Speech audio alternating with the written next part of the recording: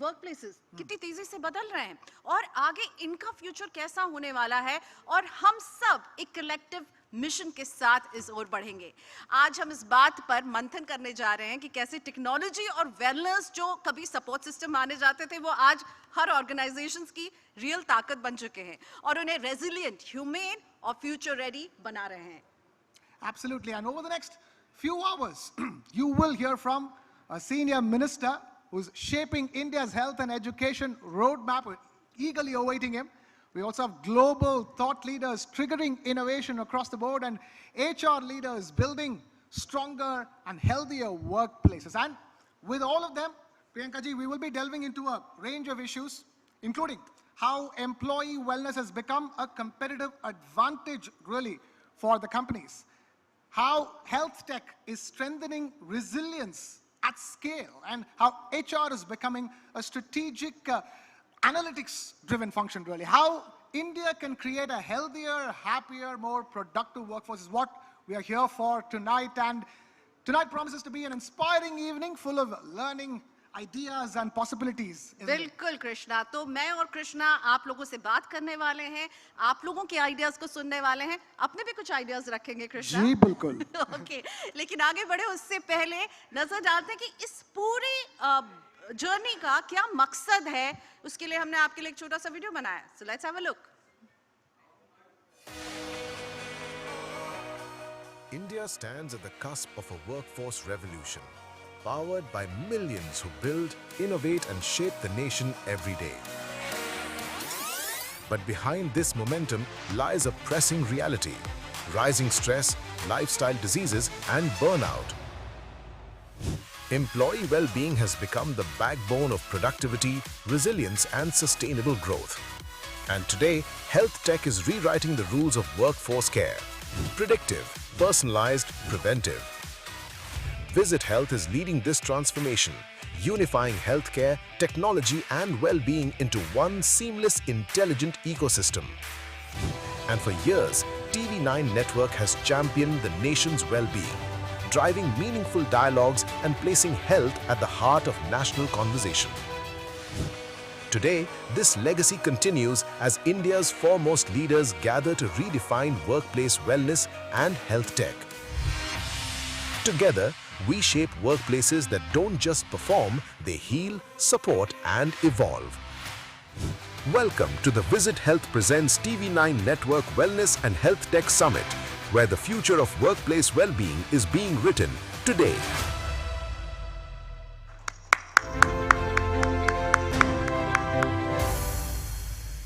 Visit Health presents TV9Network Wellness and HealthTech Summit और अब समय हो गया है Krishna, I'm really looking forward आपके सेशन की तरफ हम बढ़ रहे हैं। बहुत ही इंटरेस्टिंग कॉन्वर्सेशन कृष्णा लेकर आने वाले कुछ खास मेहमानों से और इसकी थीम है और उसका थीम है wellness as a retention tool, the ultimate retention tool, क्योंकि आज के ज़माने में जहाँ पे increments जिस हालात में हैं, wellness का importance शायद और ही बढ़ गया है, and there is more awareness today about everything from physical wellness to mental wellness, and companies have the need and the responsibility if they want to both attract talent and retain talent. तो हमारे panelist से हम ये पूछने वाले हैं कि कैसे करना है। बिल्कुल, आपने जो वर्ड कहा ना, मेंटल वेलबींग, ये बहुत इंपॉर्टेंट हो गया है और स्पेशली मैं हमेशा for the sake of repeating my self, मुझे हमेशा लगता है कि कोविड के पहले की एक दुनिया थी और कोविड के बाद की एक दुनिया है जहां हमने मेंटल वेलबींग के बारे में अब बात करना शुरू कर दिया, हमारे कॉन्वर्सेशंस का हिस्सा हो रही हैं और इस पर बात करना और इसे समझना बहुत ज़रूरी है कृष्णा। तो आपके पूरे इस पैनल में मेरे कान इस बात पर टिकी रहेगी कि मेंटल वेलबींग को लेकर ऑर्गेनाइजेशंस क्या कर रही हैं। देखिए, वेलबींग ही है अल्टीमेट रिटेंशन टूल जो हम समझना चाहते हैं। और ये भी पूछना चाहूंगा कि how does a company balance when they have to answer to the board and they have to answer to the employees, because both are equally important. So there are costs involved in having long-term wellness programs. How do you really strike the balance? And that is going to be very important, because at the end of the day, you need to have a profitable business to even talk about the other things over there. So, So I think your panelists should be aware that you're going to be asking some tough questions, huh? not tough really, but trying to understand this because we are all over here taking time out from our regular lives to come here and have this evening. So the conversation better be something that we would listen to if we are sitting alone with our phones, looking at some YouTube videos, trying to get some knowledge and wisdom from all of that. Instead of that, you're all over here with your phones on silent mode. Thank you so much for that. And so that's the reason why this conversation is going to be something that you would usually watch in a podcast or any one of those videos on YouTube. So we're going to have it as interestingly as possible. So Krishna, please go ahead. So Krishna is on stage with his eminent panelist and हम समझने वाले हैं कि कैसे employee well-being जो है एक ultimate retention tool बन सकता है. Over to you, Krishna. Okay, so Krishna is getting ready. Thank you so much. जैसा कृष्णा ने कहा, आप लोगों ने phone off कर लिया है और अपने आप को present कर लीजिए इस conversation का हिस्सा बनिए. I think the mic is on over here, so we can get proceedings underway.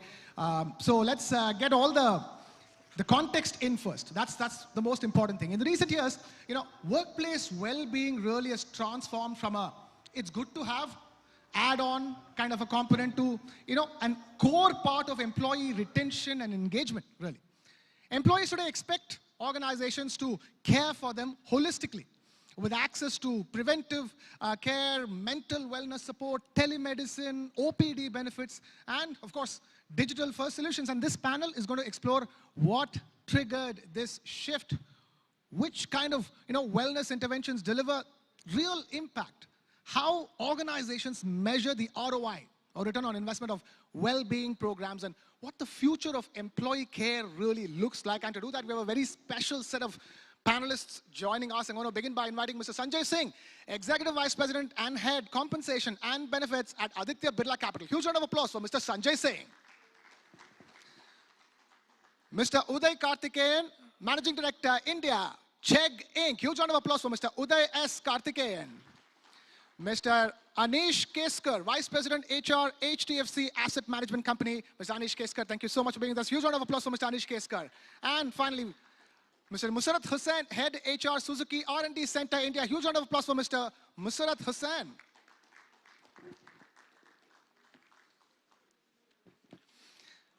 Thank you so much for all of you for taking time out to be over here. This is a very important conversation. The only thing I'm having an issue with right at the outset is that, retention tool. I think it's time that you stop looking at wellness as a retention tool, isn't it? Can we have his mic on? You want to go right there. Have you heard of the concept of a warm-up? Warm-up? Anyway, here's the thing. I hesitate to define or put boundaries around wellness. And the reason for that is, to my mind, wellness is a catch-all. It's a set of behaviors that drive meaningful change and that helps you be the best version of yourself at work and in life. So when you give it that broader perspective, thinking about it in terms purely of retention or a method to get to retention defeats the purpose. So I know retention is an important measure of success for programs. The boards ask for it all the time. And there are quantitative ways to talk about that. But fundamentally, I think about wellness as doing the right thing, not just for the employees, but for the organization overall. And when you start from there, you basically do a design thinking, grounds-up approach to creating a program that works.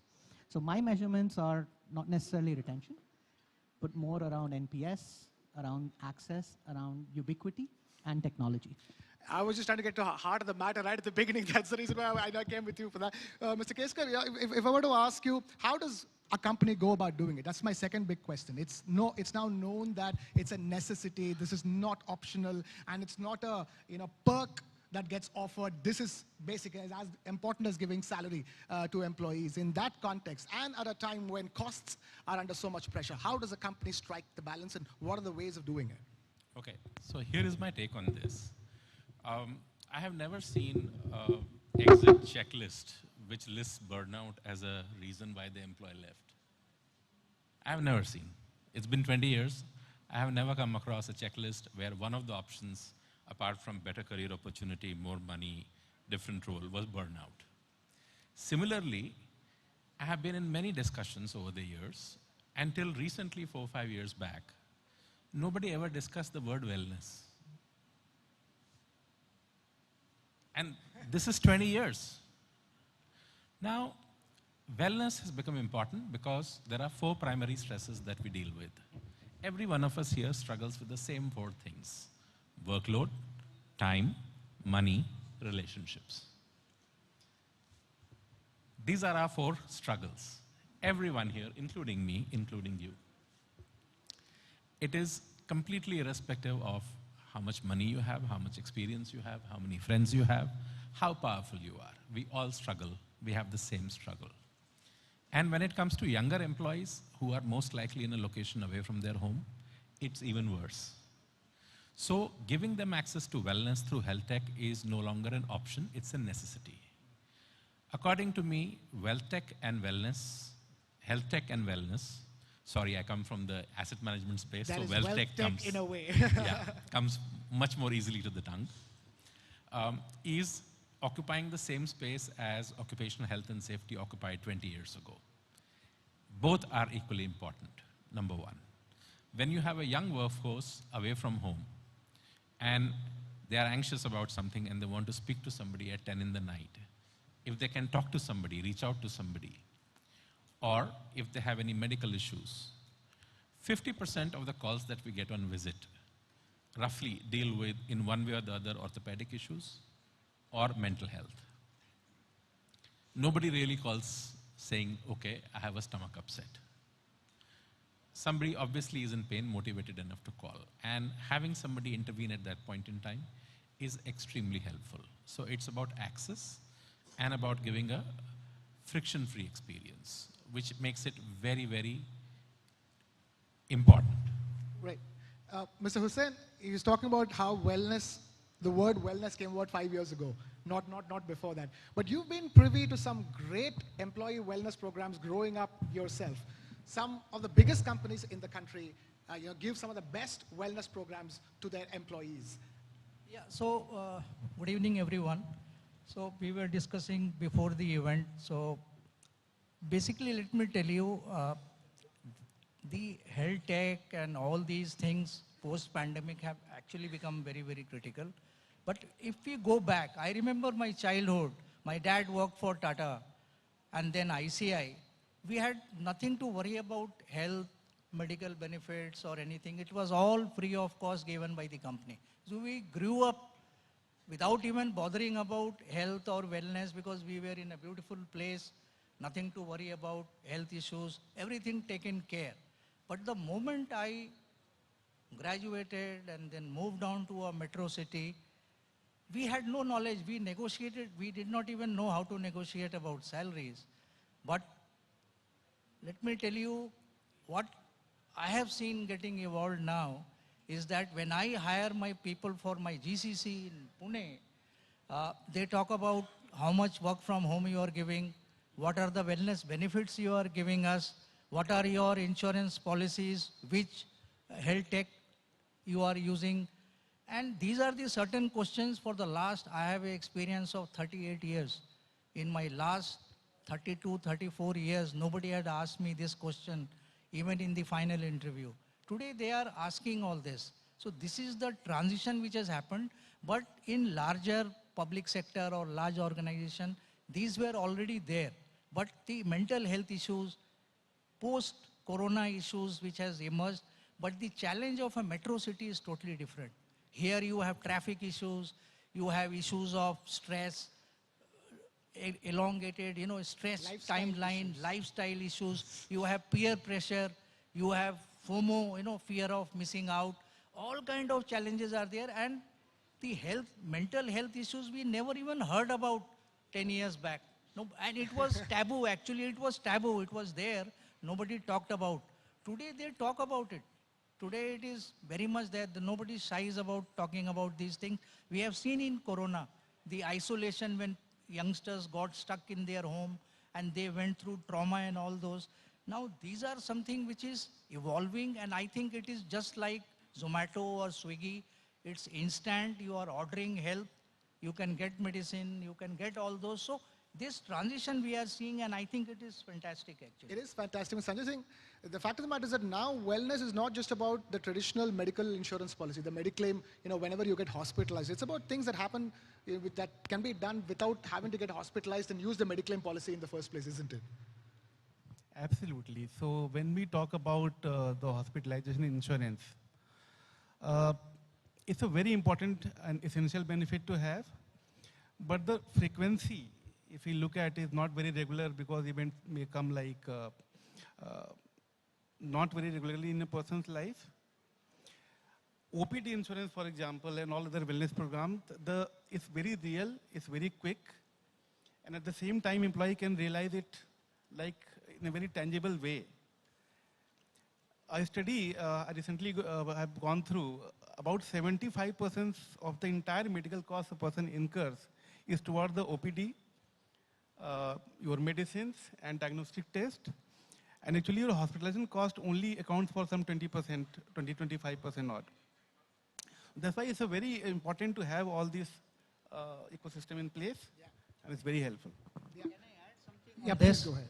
see, on this point, let me tell you, as an employee, let me tell you, we were getting 15,000 benefit for your health check, or not health check, rather medicines and OPD and things like that. It was okay 10, 15 years back, you could manage in 15,000.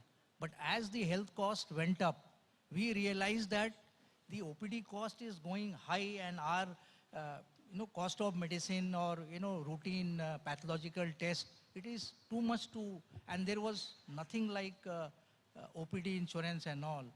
And actually we have gone through that period. So I know the benefit today when this thing is there and there is no capping like 15,000. It is phenomenal. Okay. Uday, if I were to ask you, how do you do the checking? Because what I'm trying to understand is how do you ascertain ROI on wellness programs? Because that will sort of, be able to put the numbers clearly for you as to how far you can go and how much you can go. Yeah, so it actually is very simple. Now, one of the advantages of being at CHEG is we're a relatively young organization. The average age is about 30, give or take, which essentially means it's a very tech-native workforce. So for me to be able to go back to the board and say, here's the amount of money we want to spend on a wellness program, and I make it a point to remind the board that traditional insurance plans, they have a really important use, but they're on the wrong side of wellness. They come in when things have already gone wrong. What's critical is to be on the right side of wellness and to demonstrate that year on year, and I do this very simple equation, which is year on year I'm showing a reduction in premiums on the traditional plans offset by an increase not just in productivity, but also in the amount of absenteeism. When that equation goes to the board and they start to see that I'm spending about 30 cents for every dollar of premium paid in the traditional plans, it sells itself. So this is not a hard job when you think about it along those lines. But to take off on what Hussain said, I think the critical element of the ecosystem we find ourselves in is technology.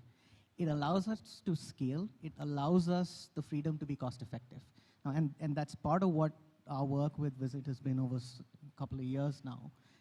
And without that ecosystem, without the underpinning of technology and the ability to access services regardless of geographic limitations, makes it possible, to his point, of just doing away with cost caps and programs that limit availability. How do you do it, Mr. Keska? Our considerations are different. We have employees across 260 locations, many of them who are very young, and most of them have left their homes, taken our offer letter, joined us, and are representing the brand.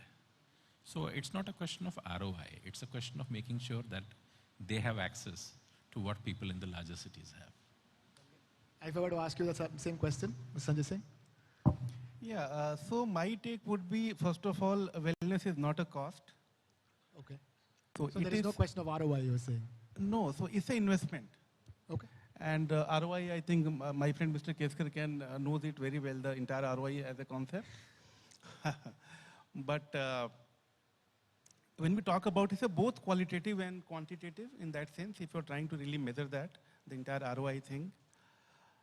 Retention being the obvious one, because we can see the reduction in cost of hiring, etc., which really translate to that. But retention is a lag measure, we all have to remember. And really we need to see the lead indicators. Like ENPS, my fellow panelists talked about, that's one way of looking at it. Another way is the engagement survey, and I can give a very personal example here. In one of the companies, we launched the OPD insurance scheme, and in that year itself, our scores on all engagement surveys were 10-point plus, which was not there before in any of the years in the last 10 years. So that is the kind of impact it has. Mr. Hussain, the thought here is that how do we do this going forward? It's evolved, it's reached a stage now where it's a necessity, it's a salary, equivalent to a salary. How do you see it evolving in terms of having integrated wellness platforms where, you're not, healthcare benefits are not provided in a fragmented way. Every company needs to have that integrated platform where wellness benefits from physical to mental, from OPD to hospitalization, everything is given. Yeah, let me first come to the fundamentals. See, you are talking from only white-collared Gen Z or other kind of people. But when you look at manufacturing where you have contract labor, you have gig worker, you have supervisors, blue-collared workers, many of them would not be tech savvy. So the traditional system will also coexist. So people talk a lot about that EV will replace all the vehicle. Let me tell you, they will all coexist. Now, coming to the medical also, this health tech and all will be very good for white-collar, the young generations. And even in white-collar, people in my age group, right? People in my age group would still prefer, let me tell you, for example, I was just talking to somebody that I have the app with me, I never use it. Because I know the doctors, I just pick up a call and I say I'm coming. Now the young generation will go through the app, book their OPD, this. So what I'm trying to say is that the mobile usage has gone up. Let me tell you, mobile usage has gone up, users are going up. The even blue-collared are becoming tech-savvy. So slowly transition will happen there, but still there will be a large chunk of people who are contractual, outsourced, people who are working at the ground level. We have to take care of all. So we have to coexist. Okay, Uday, first, do you concur with that view? Second is that when I said integrated wellness platforms, I didn't mean a technology platform. I just mean the fact that the wellness benefits need to be integrated and go and come through one source. It's not like the employer has to go somewhere else to get his Mediclaim benefits and go somewhere else to get his mental health counseling. I agree. I think one of the oversights that we often make is the generational nuance of rolling out programs. So to his point, I think there is a very real need for a variety of systems. And that's why when I started, I said I'm not defining wellness and health tech. The future, to my mind, is one where I'm able to hyper-personalize a benefits program that works for me as an individual, not as a cohort, not as an executive or as a 35-year-old or a 50-year-old, but to me as an individual. So based on the stage of life I find myself in, my lifestyle, my lifestyle choices and the consequences of those choices, to be able to pick and choose a series of things. For instance, at the age of 23, I might want health insurance, but I actually need several other things on the right side of wellness which really help me shape up and be the human being that I want to be. Mental wellness, for that instance. 55 plus, there are certain policies that are worthless and some others that mean a lot. So when I say technology is important, it's important because that is what is going to enable the hyper-personalization. But that cannot come at the cost of ignoring folks that are not tech savvy or that don't have access to technology. Because there are parts of the country, and we work with a lot of NGO partners in some of these areas, there are parts of the country where there isn't internet. They haven't seen a phone. I'm not talking about a mobile phone. They haven't seen a phone. It's in the middle of a jungle. So, get programs there. Plantation or mines, you don't have, and there are lakhs of workers working there. How do you reach them? So it's a transition. It will go to metros, tier 1, tier 2. Yeah, okay, Mr. Keska, please go ahead. See, the government of India, thankfully, has made a very nice addition to the Occupational Health and Safety Code this year, where above a certain age, I believe it's 40, you have to offer annual health checkups as an employer. Now, It is a very welcome move because this opens the gate to a lot of people being eligible, being aware, and being offered this as their right. It is legislated now. And just the simple fact that this has been legislated for the first time in the country will lead to a lot of integration of platforms on its own. I think it's eventually just the fact that, the state has woken up and has legislated it will lead to a lot of integration across platforms. Mr. Sanjay Singh, you want to comment? Yeah, my take was a little different here. In one of the companies, we rolled out the telemedicine and really worked well with the manufacturing locations, which was really on a faraway remote areas. Because the quality healthcare is a challenge in remote locations. And also the specialist doctors are not available. If I give a very specific example.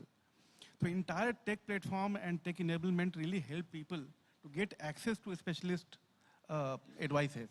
I think it worked really well for us. Second, whether in the future everything will come on one single platform, I see we are still a few miles away from that. And one reason is in India we don't have composite insurance licenses so far. So we have multiple service providers giving different benefits. And if at all we bring everything onto one platform, employees' experience differ a lot. If we will talk about health or OPD and all that. So this is one thing maybe in future, not in the near future though. Okay, not in the near future. If I were to ask you, we keep talking about Viksit Bharat 2047. How do you see this by the time we hit the year 2047? I'll not be alive by that time. But anyway, let me visualize that Viksit Bharat. I think we wish you are, sir. Internet penetration will be very, very high. And I'm sure that the way we are evolving, I'm sure that especially in the space of wellness, but like when you create a software, there is always a virus which comes. And then you create an antivirus. This has been going on for a long time. So I'm sure by 2047, there will be many more challenges in terms of health and all. And I'm sure these technologies, you never know. More health challenges than the one that we have right now. Yeah, you had corona, did you visualize you can have corona too also? Exactly why I'm saying. You never know what is happening. So, but these technology is going to actually make things easier for everyone. And I'm sure by that time, you don't say that disease will go. Disease have been there for lakhs of years. Technology, in this case, is both a facilitator and a disruptor of health. We've seen the fact that, usage of social media affecting mental health levels and so many questions being asked about it. And right now, we have to again strike the balance when it comes to the technology as well as and the access to your employees. If that dreaded word called retention tool, if you want to retain employees, if you want to retain talent, then you've got to be able to allow them the right to switch off, like the bill that has just been introduced. And that is a very important point, because a lot of this is going to have to be legislated. I think the government has a very important role to play here, because it's going to be impossible for individual employees, groups of employees for that matter, to want this from their organizations. Organizational interests are significantly entrenched. So legislation is critical. The right to disconnect is one. I think I am in love with the Australian law that prevents access to social media, Instagram, up to the age of 16. I think some of that is very critical, but that cannot come at the cost of technology evolving to meet people where they are. So it's a tricky balance to get. But I want to be contrarian to your 2047 Viksit Bharat point. I think for India to get there, we need to get to a place where wellness and health technology catch up to where people are and what they need well before that date. Because given the environment we live in, the lifestyle choices we make. Now, before you go any further, the question I asked you was that how do you envision all that's changed, in terms of wellness and health for employees in the last 5 years? How do you see it shaping up? How would you like to see it shaping up by the year 2047, when we are that Viksit Bharat? I mean, what is the ideal scenario? The ideal scenario to me is unrestricted, ubiquitous access to healthcare, whether that's driven by technology or traditional medicine. And more importantly, healthcare that is affordable for everyone. Underpins the success of any economy. That's going to drive us to that very ambitious goal. that each one of us want to get to, actually. Mr. Keskar, you wanted to comment on that? Your vision. By the year 2047, how do you see whatever has changed in the last 5 years finally taking shape? Or how would you like to see it taking shape? I mean, there's a lot of things going on. I mean, Aadhaar 2.0 might come along. I meant in terms of just health and wellness for employees. I'm just kidding. You see changes happening in documentation of health issues, prescriptions, etc. Blockchain technology is being introduced. There are simply too many things in the mix for us to, kindly make a forecast. You have the Prime Minister's insurance plan. So many things going on. You have states which provide health and wellness insurance nowadays. Yeah. So it's too difficult to look that far ahead. I'm curious because, for example, something like as basic as a provident fund, or for that matter, Mediclaim, it took a while before we got there, isn't it? It took a long time before we got there and made it as part of salary. Now wellness and health is part of salary. Yeah. So if we are sitting here at the threshold of 2026, 20 saal baad, Very difficult to predict anything. There are simply too many things in the equation. Okay, you can comment on that. I can add. First of all, we believe talking about anything beyond 6 months is like going in the domain of astrology nowadays. So 2047, although is a very important year, not only because 100 years of independence it will complete, it is also the year when our planners project that the population is going to plateau, the entire population growth, and it will start declining from that year if we continue by the current pace. It will have a lot of impact on the social infrastructure and health and wellness space that we are talking about. So for example, I don't think flexible working would be like an offering by the organization. It might be regulated. Entire idea and definition of employee and the organization and the office or workplace will all change. So that's certainly we see all those things happening. All right, listen, since you tried so hard, let me try and paint a picture, right? We've done a... Just trying to be a crystal ball gazer, man. Yeah, let me try paint a picture for you. Here's how I'd like to experience health tech in about 10 years. Go for it. I've got a wearable that is able to monitor not just the key matrices of health, it does a lot today, but say without pricks, monitor blood sugar. Without pricks, continuously monitor oxygenation, heart rate, all of your primary matrices. Be able to scan and test for genetic markers or critical illnesses. For an AI model to then summarize all of that and send it off to my doctor. For it to schedule a consult based on his availability. For me to be able to choose to go in person, video call, phone call, whatever the method of consult is. For the doctor to then be able to do a thorough but equally robust assessment of where my health is and what specific tests he'd like me to conduct.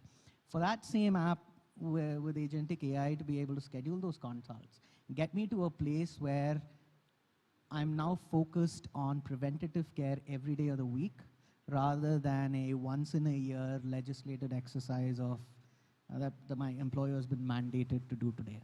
Is that Da Vinci level or are we getting close? All I could think of while you were talking was that Steven Spielberg film called Minority Report, where you have, artificial intelligence predicting a crime before it happens, and then you sort of, reach there just in time, Yeah. So I think it should not be on a lighter side that we have such high tech that they predict that you are going to die in 48 hours, or you are going to have a heart attack. So AI should not go to that level that it happened, very simply. I tell people that when calculator came, we lost the ability to calculate actually. So it is like that. So for example, for the health, we'll not look at the body signal, but we'll wait for variables to tell us something is wrong. It should not. So, that ability should be retained. Well, one way or the other, it's not in our control anymore, isn't it, in terms of what's going to evolve and how people are going to adapt to. We wish we did not have smartphones, but we have smartphones, and it's going to be with us for a very long time. It's going to evolve probably into something else, I don't know, but that we're going to be looking at screens for a very, very long time to come, isn't it, Mr. Keskar? So, keeping that in mind, certain things are going to be, like you're saying, so many things are going to change. Like you're saying, 6 months is too much, so things are going to change very fast. But screens are going to remain. Lifestyle diseases, lifestyle issues are going to remain the same. Jobs are going to be tight.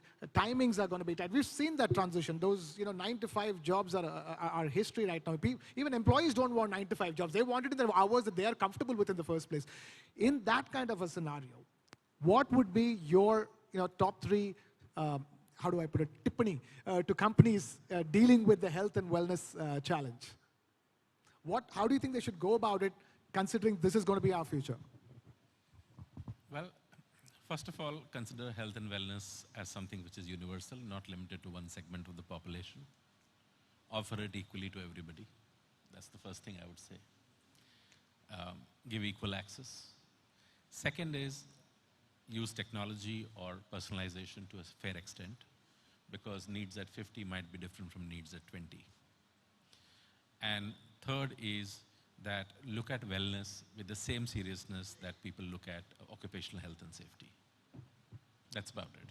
Okay, that's very simple, but as I said, equal access, big words. It's easier said than done.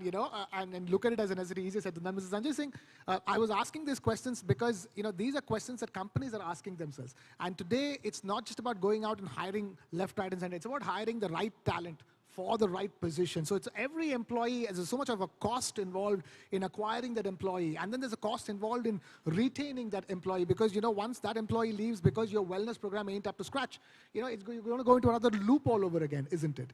So, and that's the reason why I'm asking that, how do you do it in the near future?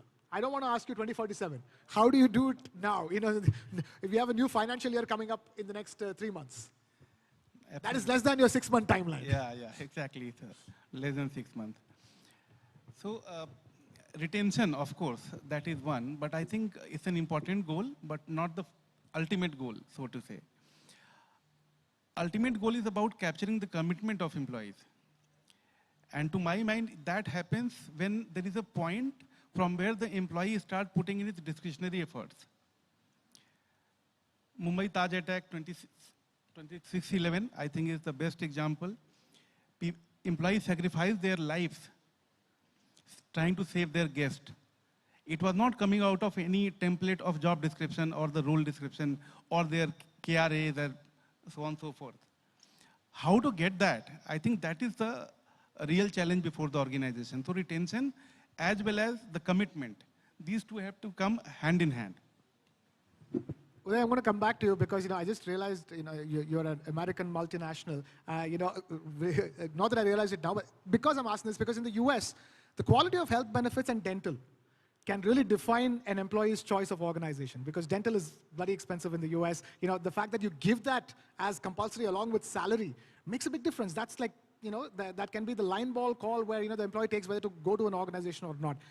How do you see that, working out in India? Because the parameters don't match. Dental is not as expensive in India as it is in the US. But there will be, what do you think should be the ideal package, if I may?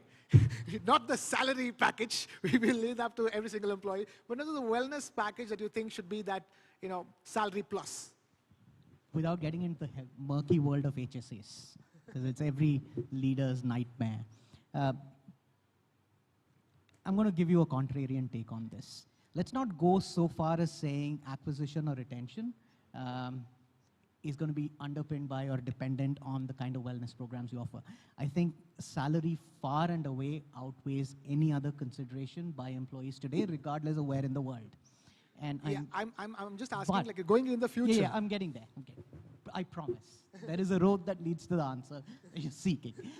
No, but it goes back to what we opened the conversation with, which is being able to personalize what compensation means for individuals.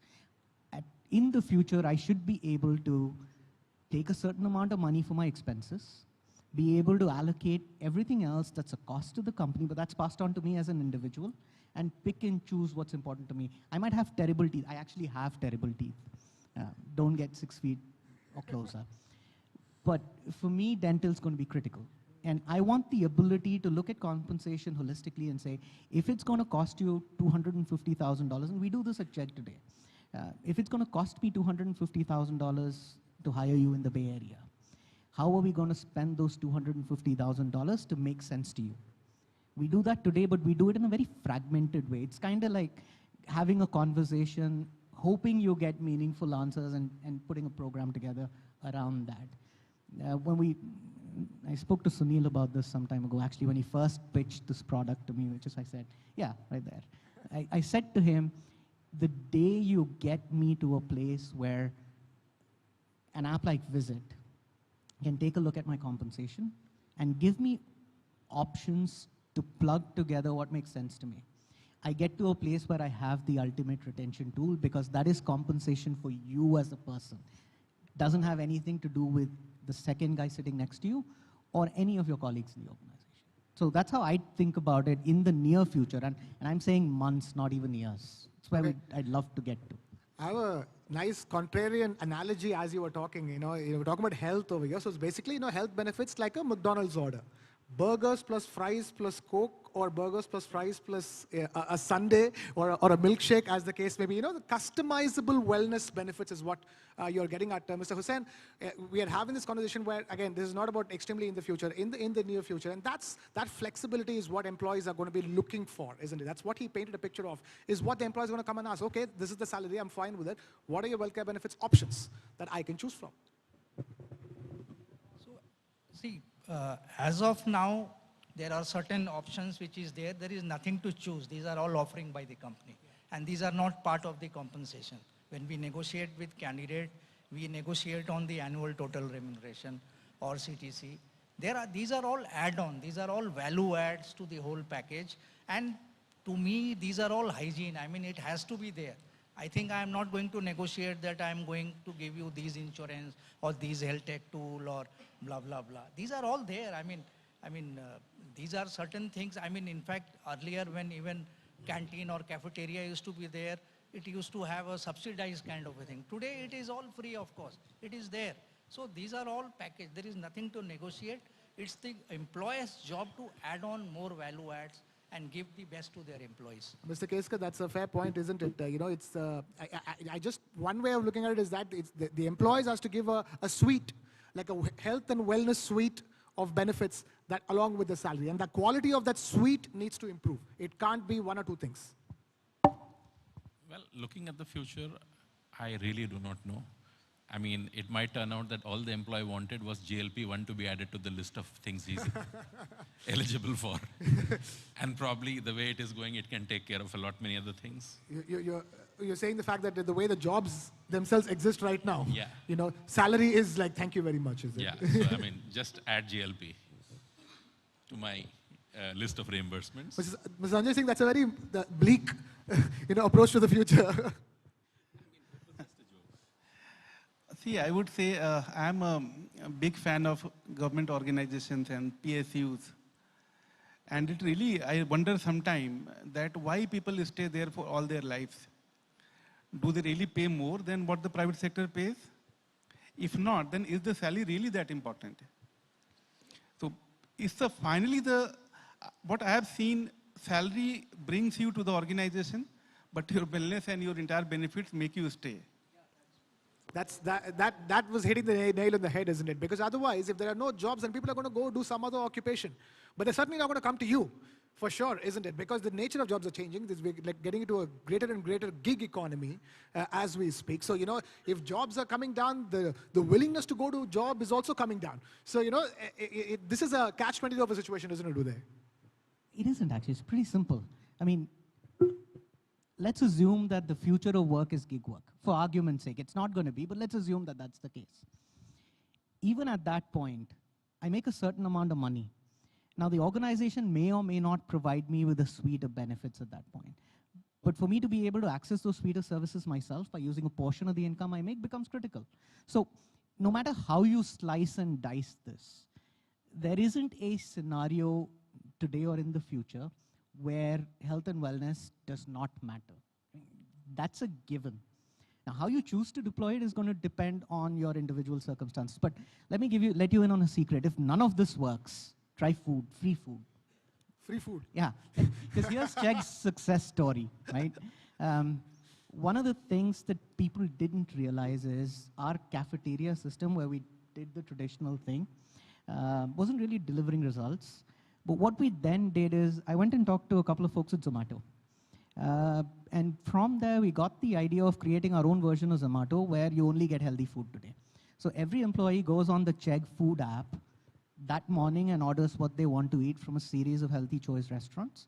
That gets added to our wellness portfolio, and it costs us like $300 a day on average. No, not serious money at all. So I think just start to maybe do free food, and people stay around longer. Now, at the beginning of this conversation, I told you that you will definitely learn something from this conversation. These are like health and wellness hacks, ladies and gentlemen, you know, for all those watching. That's, if you're thinking of what are the strategies for employee attraction and retention, there you have it. It's one of the simplest ones you can definitely add on to it. And I really hope all those in this auditorium at least are, are going to add on to it. But I'm afraid we're completely out of time over here. Ladies and gentlemen, huge round of applause for the panelists, who have really helped us understand where we are and where we are going. Thank you so much. Before we let all of you go, let's quickly have a photo opportunity so that we can get ready for the next session as well. So requesting all the chairs to be put.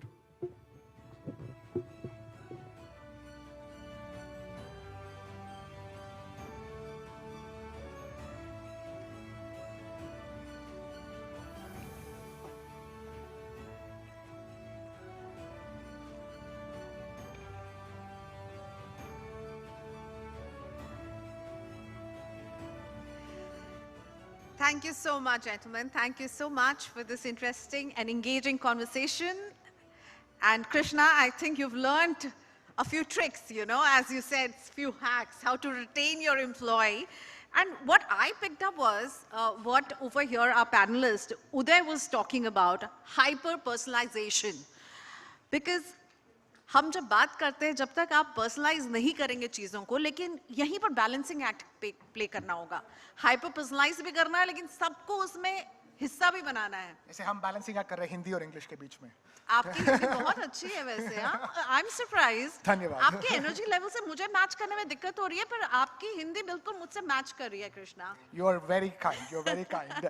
But yeah, so now that I told you what I was looking for. It's going to come out of conversation around wellness and mental wellness. Clearly, that is the new add-on, because I think companies are still trying to figure out how do you, deliver that benefit for mental wellness. Do you help with counselors? Do you help with consultation? How do you do it? Is there somebody for counseling at whatever time an employee wants? Those are questions that we raised. And it's an investment. Exactly. Mr. Sanjay Singh said it's not a cost. Don't look at it as a cost, because once you say cost, you want to cut it. Because the moment you say cost today, it means cut. So don't think of it as cost. Think of it as investment. So, and with that, Priyanka, I think it's time to go on to the next session. Now we are heading for our next conversation. वो भी बहुत interesting होने वाली है. तो हमारी अगली conversation focus करने वाली है re-engineering workforce resilience through health tech. And I would like to welcome Mr. Sunil Srivastav, Chief Business Officer of Visit Health, to join us on stage, जिनसे हम समझने वाले हैं कि modern organizations में health tech की भूमिका क्या है, जिस पर एक बहुत अच्छे conversation को हमने देखा. Now we're moving on to our next conversation. Krishna, over to you. A big round of applause for Krishna and for Mr. Sunil. Thank you. Okay, Sunil. Before I go any further, let me first introduce the man on the stage. As you rightly heard, he is the Chief Business Officer of Visit. Also, more importantly, he's been with the company since almost since its inception. So he's an extended founding team member. And he's got a nice roster, to talk about. Before we go any further, just to give you a context, he's been somebody who's been with some of the biggest brands. He's been an executive director with Xerox. He's been a director of HR with Whirlpool. He's been at Cadbury's. I can go on. It's been quite a journey, over 2 decades of corporate HR experience. It's incredible. Huge round of applause for Mr. Sunil, over here. I'm going to begin by asking, first of all, talk to us about your journey with Visit Health. How has it evolved from where you began to now? Okay. Thank you, Krishna. My journey, one thing that I can say is that I've grayed more hair in the last 10 years, right? Since I joined the company been there since inception, as you said, and spent more than 2 decades in corporate HR. Well, I've been on the other side of the fence, right? And hired, health wellness partners and insurers and so on. But I remember that that time, of course, primary care and OPD and all were non-existent. I'm talking about many, many years back. Anyways, so health tech was emerging. I would still say it was emerging 10 years back. And there were hardly any players. And then I came across, and I actually individually wanted to be associated in health tech space. It was, and fortunately, I had an opportunity to meet Vaibhav, Anurag, Chetan, and Shashwat from Visit. They had already built a platform. They just graduated from BITS Pilani. And they were looking for someone who could, because it's B2B platform, looking for someone who could place the platform in corporates. So I came from HR. This comes under HR domain. So I had an ability to go through penetrate the corporate space. So I came on board and joined the team. I remember that we were still just 10 people organization. And we were sitting in the office of MapMy India, which had seed funded us. And we just had a row of chairs with us. And if I look at, I take a leap and look at today, I'm sitting in this August gathering, right? Partnering with TV India, right? And so we've reached that stage, right? And from 10 people, we have become almost 900 folks today. And so we really grown, and grown very fast and very quick. I still remember that how did we acquire few first clients. And I really thank some friends in corporates who really reposed faith in us, in our platform, in our company. And we were fortunate to start with some big brands right from the beginning, right? From, I would say, day one, right? And for example, Times Group, Times of India, I remember. And of course. Every Denison, Kohler, Tata Metallics, SDFC, AMC, Anish is sitting here, right? And quite a few corporates. And we had won these accounts in few months, including AkzoNobel and so on. So we were fortunate also. But what I feel is that I think they saw some confidence in us as a team. And they possibly thought what we were doing could be of value to them as well. Because nobody does charity as such, right? So, but they did see the value. And we started the growth engine for our company from there. And of course, we were growing leaps and bounds. And the real growth, of course, came around COVID time and so on.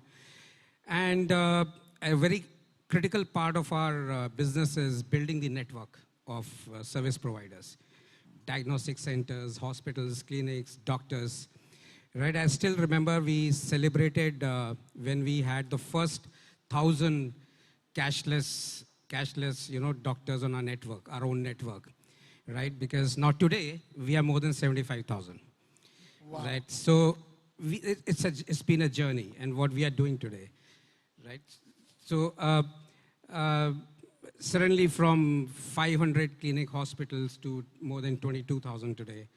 Right, and we cover 9,000 pin codes, and we are top of the heap today, I would say. I mean, I'm not saying this out of arrogance, but it's a fact, right? And we are top of the heap, and I'm saying stakeholders in the ecosystem are keen to work with us.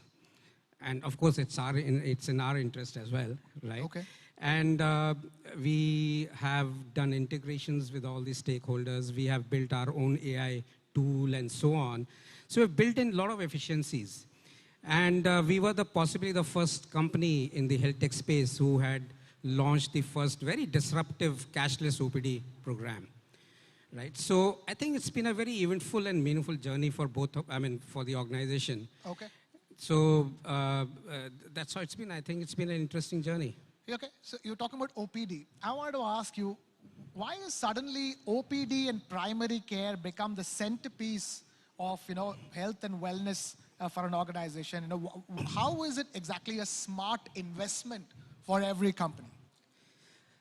I think, let me say this, Krishna. I would say hospitalization is an event. Like this one? Yeah. And primary care and OPD is a journey. Okay. Right? And if you really look at it, 70% of the healthcare happens in this journey. In OPD? Right? In OPD. I mean, this space, I would say, the healthcare. Because hospitalization is something which doesn't happen so often, right? So, I mean, I was just gathering some data. I mean, in India, the annual OPD spend is in excess of rupees 4 lakh crores, right? And out of a total healthcare spend of more than 10 lakh crores or so, right? And it's been, so I think OPD is gaining a lot of traction. Right. And what is happening is that, if you really look at it, OPD touches the lives 7 to 10 times more than the event that happens, that is the hospitalization, right? And still today, even today, many organizations are still investing more in ensuring the event, hospitalization, right? But yes, of course, there's been an awakening and more organizations are now investing in OPD and primary care as well, right? And if you really look at youth, if you really look at it, the chronic diseases, the age has dropped to 45, less than 40 years of age. 20% of the population in the age group of 40-45, they suffer from chronic diseases, right? 1 out of every 5 heart attacks. 20%, that's a scary number. Yeah, absolutely. And 1 out of 5 heart attacks happen in this age group, less than 45, 40. This is a scary time. So it's now the time that one has to invest in OPD space, right? So that it doesn't become an escalated situation, right? So, I mean, delayed OPD care is very expensive from mental health perspective as well as financial perspective. I mean, you will be surprised to know a preventive care spend in 10 years would be about 3.5 lakh rupees. And for curative or escalated care would be more than 25 lakh rupees in the same period, right? And it's mentally and financially draining for the individual, right? So it's being recognized now. So it's gaining traction. Our corporates are losing millions and billions of dollars because of delayed OPD care. Today, corporates lose $15 to $20 billion every year because of this, right?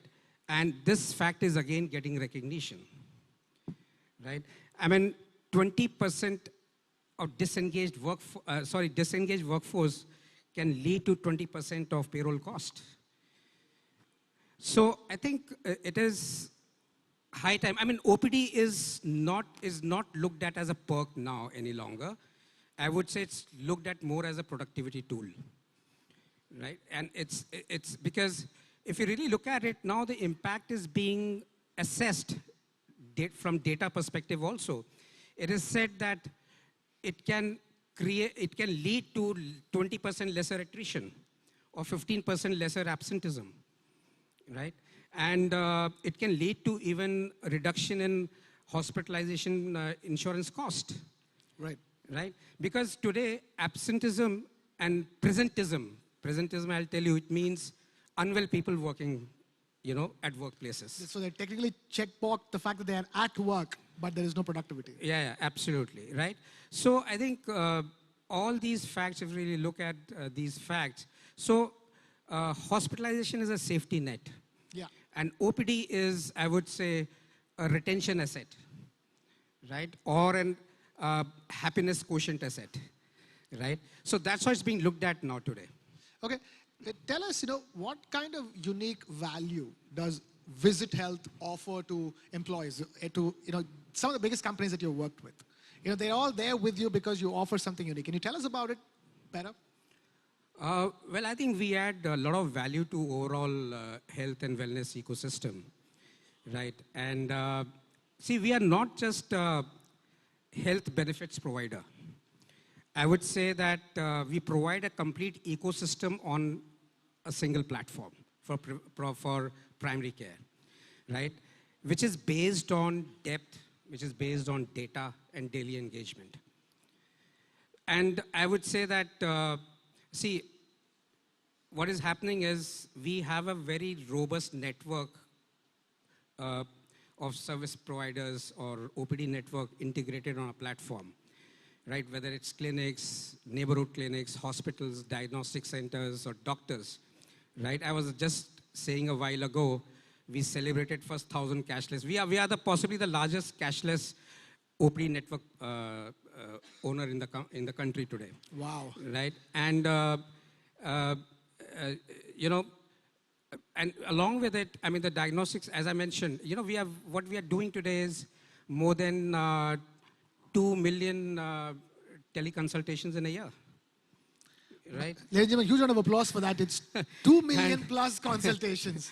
And we are doing approximately 3 million health checks in a year, right? And we are doing about 500,000 OPD consultations in a year, right? So all this data, if you look at it, and we also are able to provide a lot of value through longitudinal data, right? Which is around the risk cohorts, you know, disease risk cohorts, or lifestyle trends, right, or medication patterns, right? And or even on mental or physical health quotient and so on, right?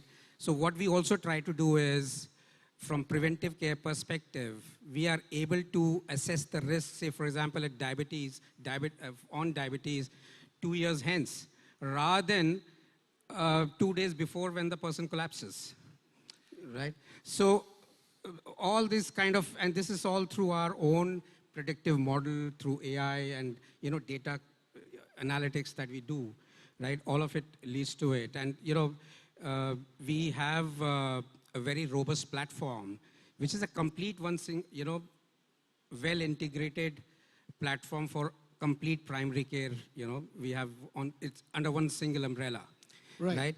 And you know, there's something or the other available for every profile in the organization, because everybody is not falling sick. You know, it's a beautiful blend of preventive and curative care, right? And so what do I do if I'm not sick, right? Whether it's about nutrition management or it's about whatever it could be, or physical wellness or mental wellness, you know, everything's integrated on a single platform. I'll give an example how some basic, because we don't have much time, okay, some basic things around how technology or AI that we have built, the tools, how it's helping the corporate users. So we have also developed our own AI therapist, right? For conversation with AI-backed therapist, not talking to a human, and you know, get a complete guidance and have a conversation, right? And get a complete guidance. Right. We'll of course move to voice-based also. It's right, not text-based. And smart health reports, for example. So when I get my health check done, it's AI-backed, and I get a complete summary instantly on my red lines, greens, and, you know, complete of what are the vulnerabilities that I may have. So there's a complete summary immediately available, which I can carry to my doctor as well. Right. Right? And, right, whether it belongs to the employee or to the family member, which manually was done by the doctors. Right. Right? And similarly, a tool is able to read for adjudication claim, the claim which is submitted for reimbursement and so on, whether it is as per the policy or not. Inclusion, exclusion are there in the policy. Tool is able to read that. Further validation, adjudication. So, you know, all these things are happening.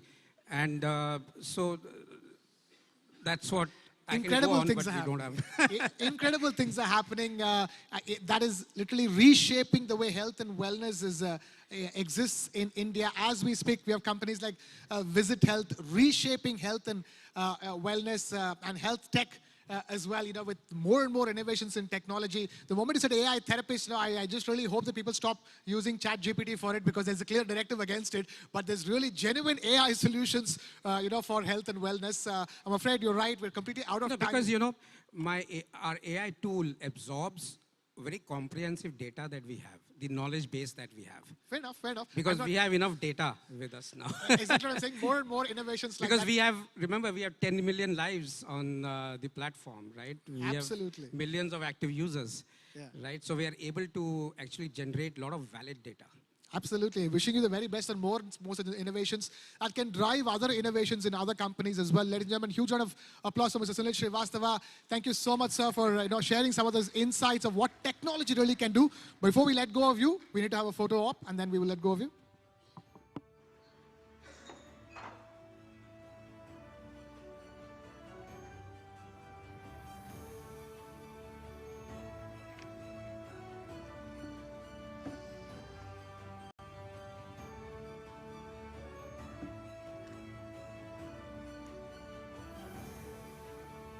Thank you, gentlemen, for that engaging conversation. So here we are with, evening is progressing. Krishna, and how are you feeling?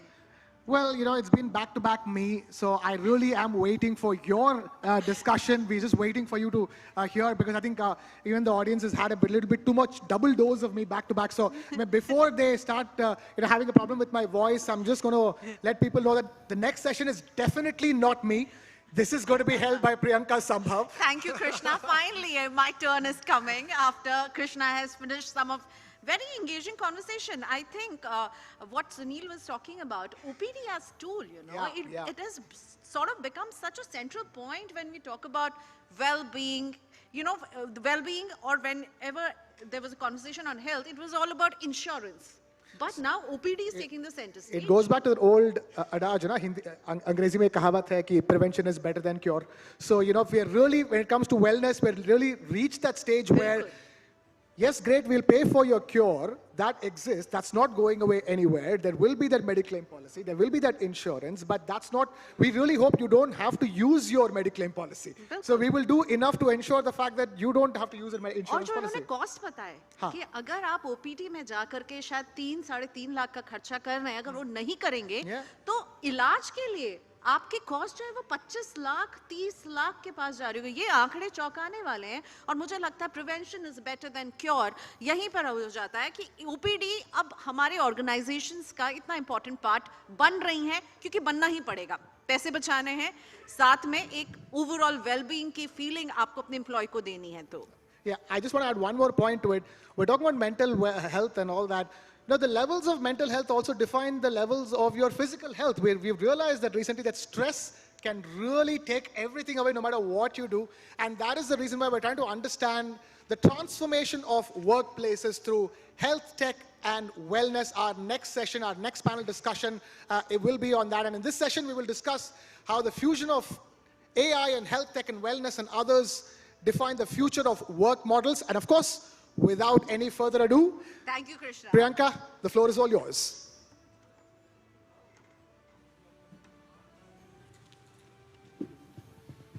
Thank you so much हमारे साथ बने रहने के लिए। और आज हम एक ऐसे नए माहौल में काम कर रहे हैं जहाँ AI driven HR systems, predictive analytics, digital care platform और hybrid work models organizations के काम करने के तरीके को पूरी तरह से बदल रहे हैं और इस बदलाव को लीड कर रहे हैं कंपनी के HR लीडर्स। और आज हम उनसे ही समझने वाले हैं कि उनका फोकस कहाँ है, वो टेक्नोलॉजी का इस्तेमाल कैसे कर रहे हैं। और इस बातचीत में मेरे साथ एक बहुत ही खास पैनल जुड़ रहा है, तो लेट्स वेलकम देम ऑल। सबसे पहले I would like to invite Bhavna Batra, vice president people at S&P Global. So Bhavna is a seasoned HR leader with over 2 decades of experience across global organizations. A big hand for Bhavna Batra. My next guest is Sipika Singhal. She is Vice President India Total Rewards EXL, and she has been working very closely on how to sort of work out the compensation benefits, rewards, design them around people. A big hand for Sipika. My next guest is Anil Pulakappa. Though he told me I should call him Anil. So Anil, please come to stage if you're here. And Anil is a specialist in total rewards and employee well-being with deep expertise in designing integrated compensation and wellness framework. Let's all welcome Anil with a big hand. Last but not the least, I have with me Uttam Lal, Director Personnel, NHPC. Welcome, sir. Welcome to this platform. Uttam Lal brings over 35 years of HR leadership experience across India's energy sector. As Director Personnel at NHPC, he has driven people, strategy, industrial relation, and CSR initiative. And when I spoke to him, he was like, I'm going to come and tell you, Priyanka, how we are benefiting our employees. So let's start with you, Mr. Lal. Yes, why not? So let's start with you. And I want to understand, जिस तरह से AI अब चीज़ों को drive कर रही है, एक फियर तो है लोगों में कि भाई AI आएगी और मेरी नौकरी चली जाएगी, लेकिन AI से फायदे भी बहुत हैं और मुझे लगता है ये आप लोग और आपकी इंडस्ट्री इस पर काम कर रही है. तो आप लोग कैसे AI का इस्तेमाल कर रहे हैं अपने एम्प्लॉय की वेलबींग के लिए और आपने क्या बदलाव देखा है ओवर द इयर्स? धन्यवाद Priyanka. Thanks to the TV9 for giving me an opportunity to share my company's. मैं अपनी कंपनी के बारे में थोड़ा आप लोगों को बता दूं because मेरा प्रोडक्ट तो सबके पास में, आपके जेब में भी बिजली चल रही है जो बड़ी चंचल है, संभल के रहिएगा. बट द कंपनी, हम पहाड़ों पे रहते हैं. NHPC is on border areas. You name the border, I am there. JNK, I am there. Chinese border is on Siang and Arunachal. हम वहाँ बैठे हुए हैं because we require a head. आपका वो ग्रेविटी के फोर्स से हाइड्रो पावर जनरेट होता है. बट हम 100% रिन्यूएबल कंपनी है. हमारा पूरा पावर ग्रीन पावर है. But we face challenges, the climatic changes, as you said हम ग्लोफ फेस करते हैं. अब you said the AI. Generally we use AI in mostly in technological advancement. Like हमारा early warning system है. मैं एक छोटा सा स्टोरी आप लोगों को बता देता हूँ. आप लोग सब ने देखा होगा कि 2023, if I remember exactly, because वो बड़ा, it was a very troublesome day for us. Not the day, night, रात के 12 बजे ग्लोफ आया था सिक्किम में. And 23 हमारे आर्मी के जवान शहीद हो गए थे. The last man, एक महीने बाद उसकी बॉडी मिली थी. I hope you remember. And there was a complete washed out of 1200 megawatts Sikkim, that is called Teesta 3. Teesta नदी पे भूपेन हजारिका का गाना है ना, तीस्ता नदी से तू चंचला, तो बड़ी चंचल नदी है वो. उस पे हमारा डैम है 540 मेगावाट्स का. Everything washed out and everything, the complete मक एंड सब हमारे डैम में आके फंस गया. बट हमारे डैम ने नीचे में जो डाउन स्ट्रीम पूरा बचा लिया. बट अभी तक डैम हमारा क्लीन नहीं हो रहा है बिकॉज उसमें बम्स हैं, रॉकेट्स हैं, चाइना बॉर्डर का जो था. बट हमारे 23 जवान चले गए. हमारा EWS हमने लगा के रखा हुआ था. We can not protect, we can not stop the GLOF. GLOF आप लोग जानते होंगे, that is glacial lake outburst flood. उसमें हमको सिर्फ 32 मिनट का टाइम मिला था. Only 32 minute. जैसे वो आपका चकदे में बोलता है ना 90 मिनट है आपके पास, हमारे पास सिर्फ 32 मिनट थे. दैट 32 मिनट्स में हमने अपने 1000 कंस्ट्रक्शन के वर्कर को बचा लिया. 3 जगह हमने टीम डिवाइड की. मतलब I was not there, I was director over here, but my HR team and the HOP within 32 minutes they have divided 3 teams. एक चला गया against on the left bank of the river, the other one is on the right bank of the river. मैं mix चलेगा ना Hindi English, क्योंकि भाषा दिल्ली में यही चलती है अपनी. तो और फाइनली जो 1000 जो हमारे लेबर्स थे जो कि बिल्कुल बैंक पे रहते थे, कभी सोचा ही नहीं था कि ऐसा होगा. 100 साल में ऐसा नहीं हुआ था. हजारों को उठा लिया गया. एक हमारा लाइफ लॉस हो गया क्योंकि जनरली पैनिक में ना कुछ लोग भागते हैं. तो आप लोग का काम जो है डिफिकल्ट टेरेन में भी है, बहुत डिफिकल्ट टेरेन में. और यहाँ टेक्नोलॉजी आपके लिए बहुत मददगार बहुत मदद करती है. अब आप जैसे अगर मैं कहूँ, आप लोग शायद सुने हो या ना सुने हो, किशन गंगा सुने हो, किश्तवाड़ जरूर सुना होगा आप लोग. जम्मू एंड कश्मीर में वहाँ एक जगह है गुरेज, बहुत ठंड है वहाँ पे. मैं अभी बता रहा था, मुसरत मेरा बैचमेट भी है, कि मज़ा लेना है तो चलो मेरे साथ लद्दाख. -25 पे मेरे बंदे काम कर रहे हैं. We are generating power at -25 degrees. रात में बहुत टफ है. लेकिन हमने वहाँ पर, अब मैं लेता हूँ हेल्थ में, हमने वहाँ पे अपोलो का टेलीमेडिसिन ICU सेटअप करके रखा हुआ है. 1 डॉक्टर 6 पैरामेडिक्स. और फ़ायदा ये हुआ, जैसे वो कहते हैं ना कि बीमारी को पकड़ लो, जो वहाँ के जो DGM थे, he was not feeling well, discomfort था, तो उनको लोगों ने suggest किया कि just आप चले जाओ telemedicine. अच्छा, that is not meant for my employees only, it is for entire the Gurej population, because वहाँ पे कुछ था ही नहीं. और 4 महीने वो complete cut off है, only the district chopper is there. उस बंदे का BP था 170/110 at a temperature around 0 degree होगा. तुरंत उनको हम लोगों ने, उस टाइम रोड ब्लॉक नहीं हुआ था, immediately was shifted to Apollo here. इसके पहले कि हार्ट अटैक होता, एक उनका 99% का ब्लॉकेज था, स्टेंट लगाया, बच गया. राइट. So, इस तरह से तो डिफिकल्ट जगहों पर जहाँ पे ज्योग्राफिकल मुश्किलें हैं वहाँ पर टेक्नोलॉजी एक बड़ा रोल प्ले कर रहा है और आप लोग उसका इस्तेमाल कर रहे हैं. टेलीमेडिसिन जो है वो आप लोगों के लिए एक रियल ताकत साबित हो रहा है. कुछ और मेहमानों से बात करते हैं. भावना, आपसे मैं बात करना चाहूँगी, vice president people at S&P Global. Welcome to TV9 networks platform. Work places जो हैं अब किस तरह से बदल गए हैं? और मुझे हमेशा लगता है कि एक समय था, मुझे लगता है कोविड जो है ना वो एक फैक्टर रहा है जो डिसाइड कर रहा है एक दुनिया जो कोविड के पहले थी और एक दुनिया जो कोविड के बाद है. और ये जो कोविड के बाद की दुनिया जो हम लोग सर्वाइव कर चुके हैं और यहाँ पर हैं, मुझे लगता है आप लोगों के लिए ऑर्गेनाइजेशन में चीज़ें बहुत बदल रही हैं. और आप लोग हेल्थ टेक का इस्तेमाल कैसे कर रहे हैं और कितनी मदद मिल रही है? Thank you Priyanka, pleasure to be here. I think हम कोविड के बारे में तो काफ़ी बात करते हैं, but the fact of the matter is that there are many great equalizers और टेक्नोलॉजी उसमें से एक बड़ा equalizer है. आज की तारीख में अगर आप देखें, the expectations that employees have is for the medical infrastructure to be as seamless as using WhatsApp. तो जितनी आसानी से आप WhatsApp को यूज़ करके communicate कर सकें, people want medical support technology infrastructure to be able to support medical requirements. And I think हमारे लिए we've been using the power of technology in 2-3 ways at S&P. One is health and well-being itself, उसकी definition काफ़ी broad हो गई है.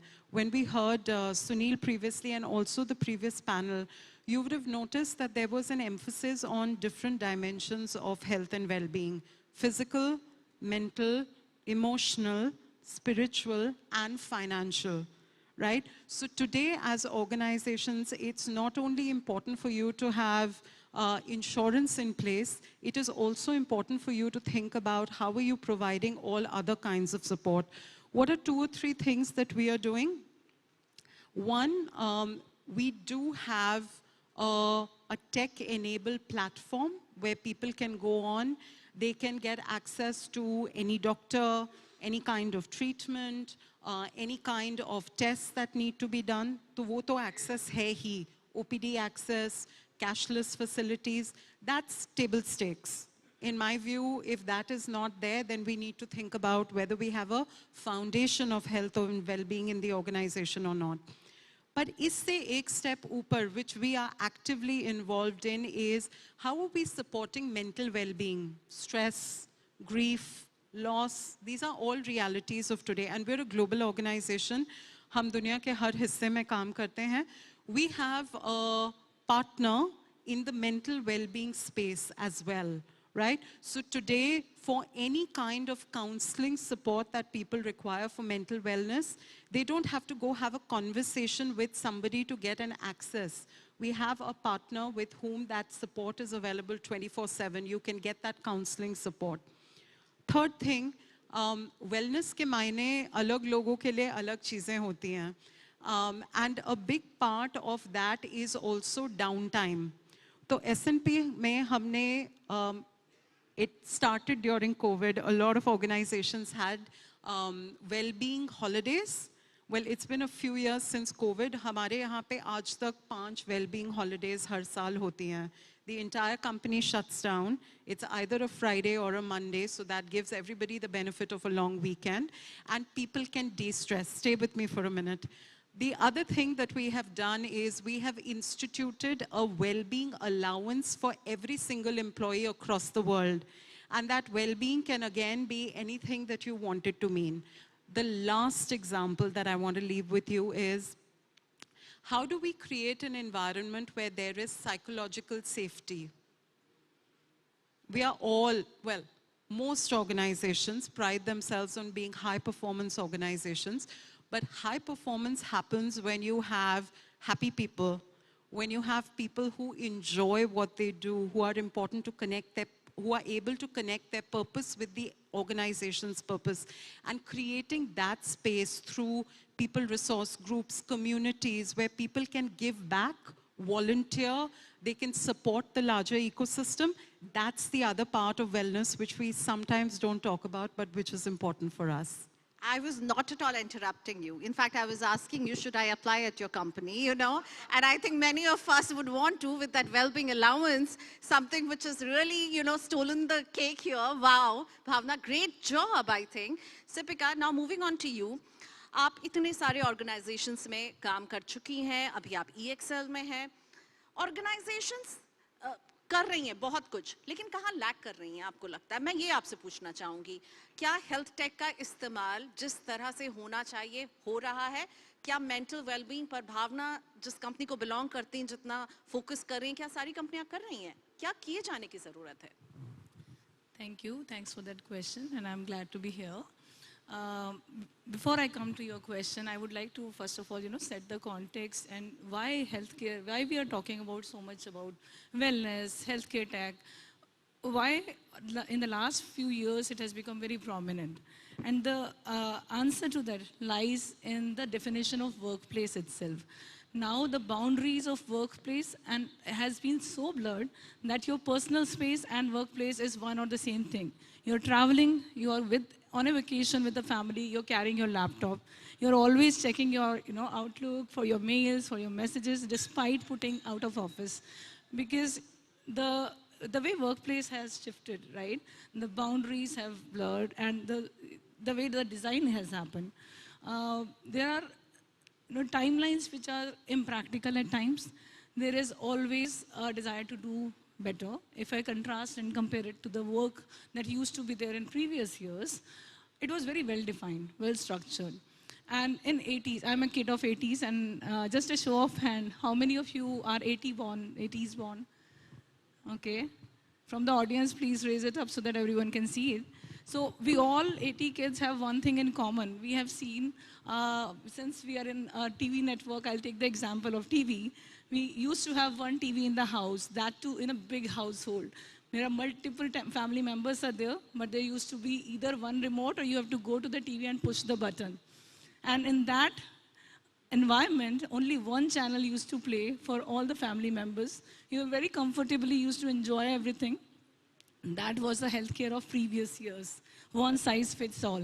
But our today employee, the employee of 2025, is not living in that generation. He's exposed to Netflix, OTT, anything of their choice.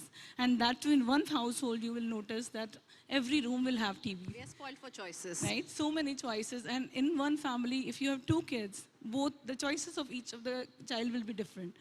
And they are having the exposure to implement those choices. And these are the future employees and present employees as well. What is happening now is in healthcare also, this shift is required. From one size fits all to a hyper-personalized kind of healthcare, wherein we create, as employers, we need to create choices for our employees. We cannot decide for every generation or every employee because each one is unique. And an employee is a person first, then a resource. And for that person, personalization is important because care, whenever it is personalized, then trust is created. हमने कभी नहीं सुना होगा कि कहीं एक generic prescription लेकर के अच्छा पोल्यूशन बहुत हो रहा है दिल्ली एनसीआर में एक ही प्रिस्क्रिप्शन पब्लिक फोरम पे आ गया एंड सब ने वो यूज़ कर लिया. That has never happened, right? Healthcare tech has to be personalized, customized for each individual, and that's where technology plays a key role. When we create an app or when we create a benefit, the utilization becomes a challenge. So anything in wellness is something which has to be in the fingertip of employees. They should know how to navigate the complex HRMS or HR tools which are available in the organization. It should be whenever they need it. They should have free access to the healthcare and support. And sometimes, in the fast response to employees and in the wake of creating so many things for employees, we left with a very important aspect, which is communication and ease of use. So these two things are very, very important to my mind. And secondly, the leadership support and endorsement. The leadership support helps in creating a culture where psychological safety, which Bhavna has pointed out, is very, very important to create as a culture, because unless that is the grassroots. Why we are seeing so many topics about mental well-being, stress, workplace health and safety issues, right? Because there is a lot of stress in the system, entire system. You have to reach timely, but traffic is unpredictable. You have to submit something in deadline. You are not given clear directions. So many ambiguity is there in the environment, which we all are dealing with. And that's where leaders have to be person first.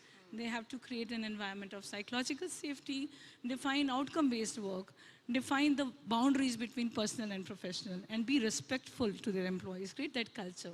Stress level बढ़ गया है, इससे मुझे नहीं लगता है कोई disagree करेगा, लेकिन आपने एक बात कही, hyper personalized बनाना होगा system को, which is true, which is correct. But Anil, hyper personalization करना है, आपको एक organization भी चलाना है, लोगों के output का भी ख्याल रखना है, इन सब को balance करना आसान नहीं है.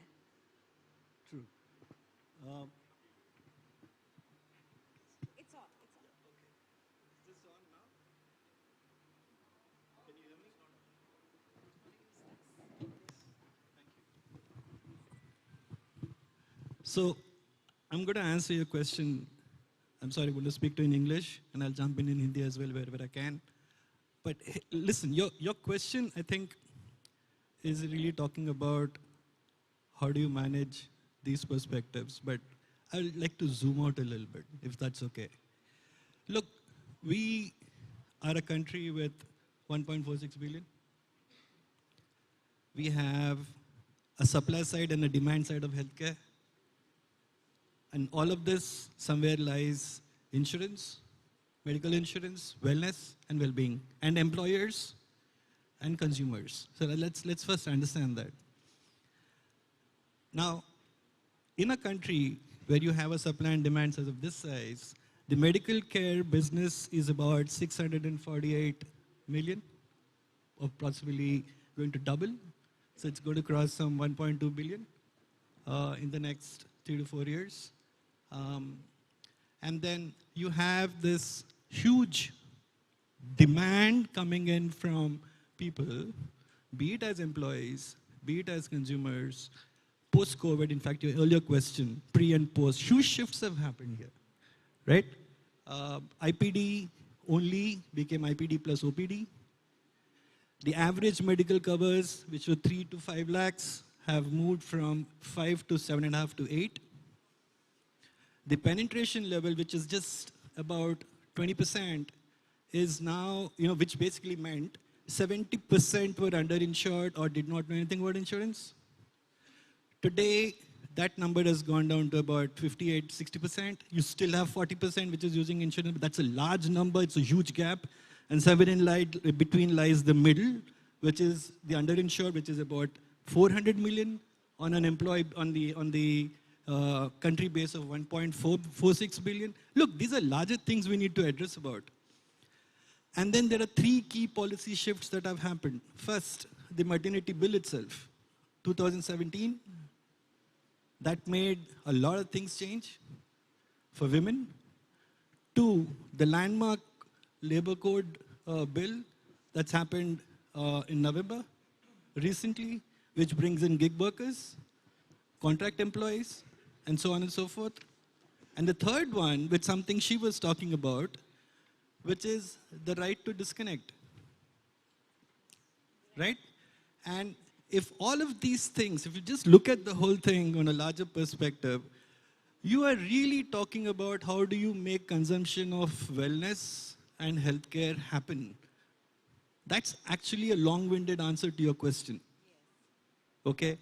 And somewhere in all of this, which is core of it, are 2 spectrums, starting with design, intent, leading to execution, leading to experience, and a loop that comes back to design.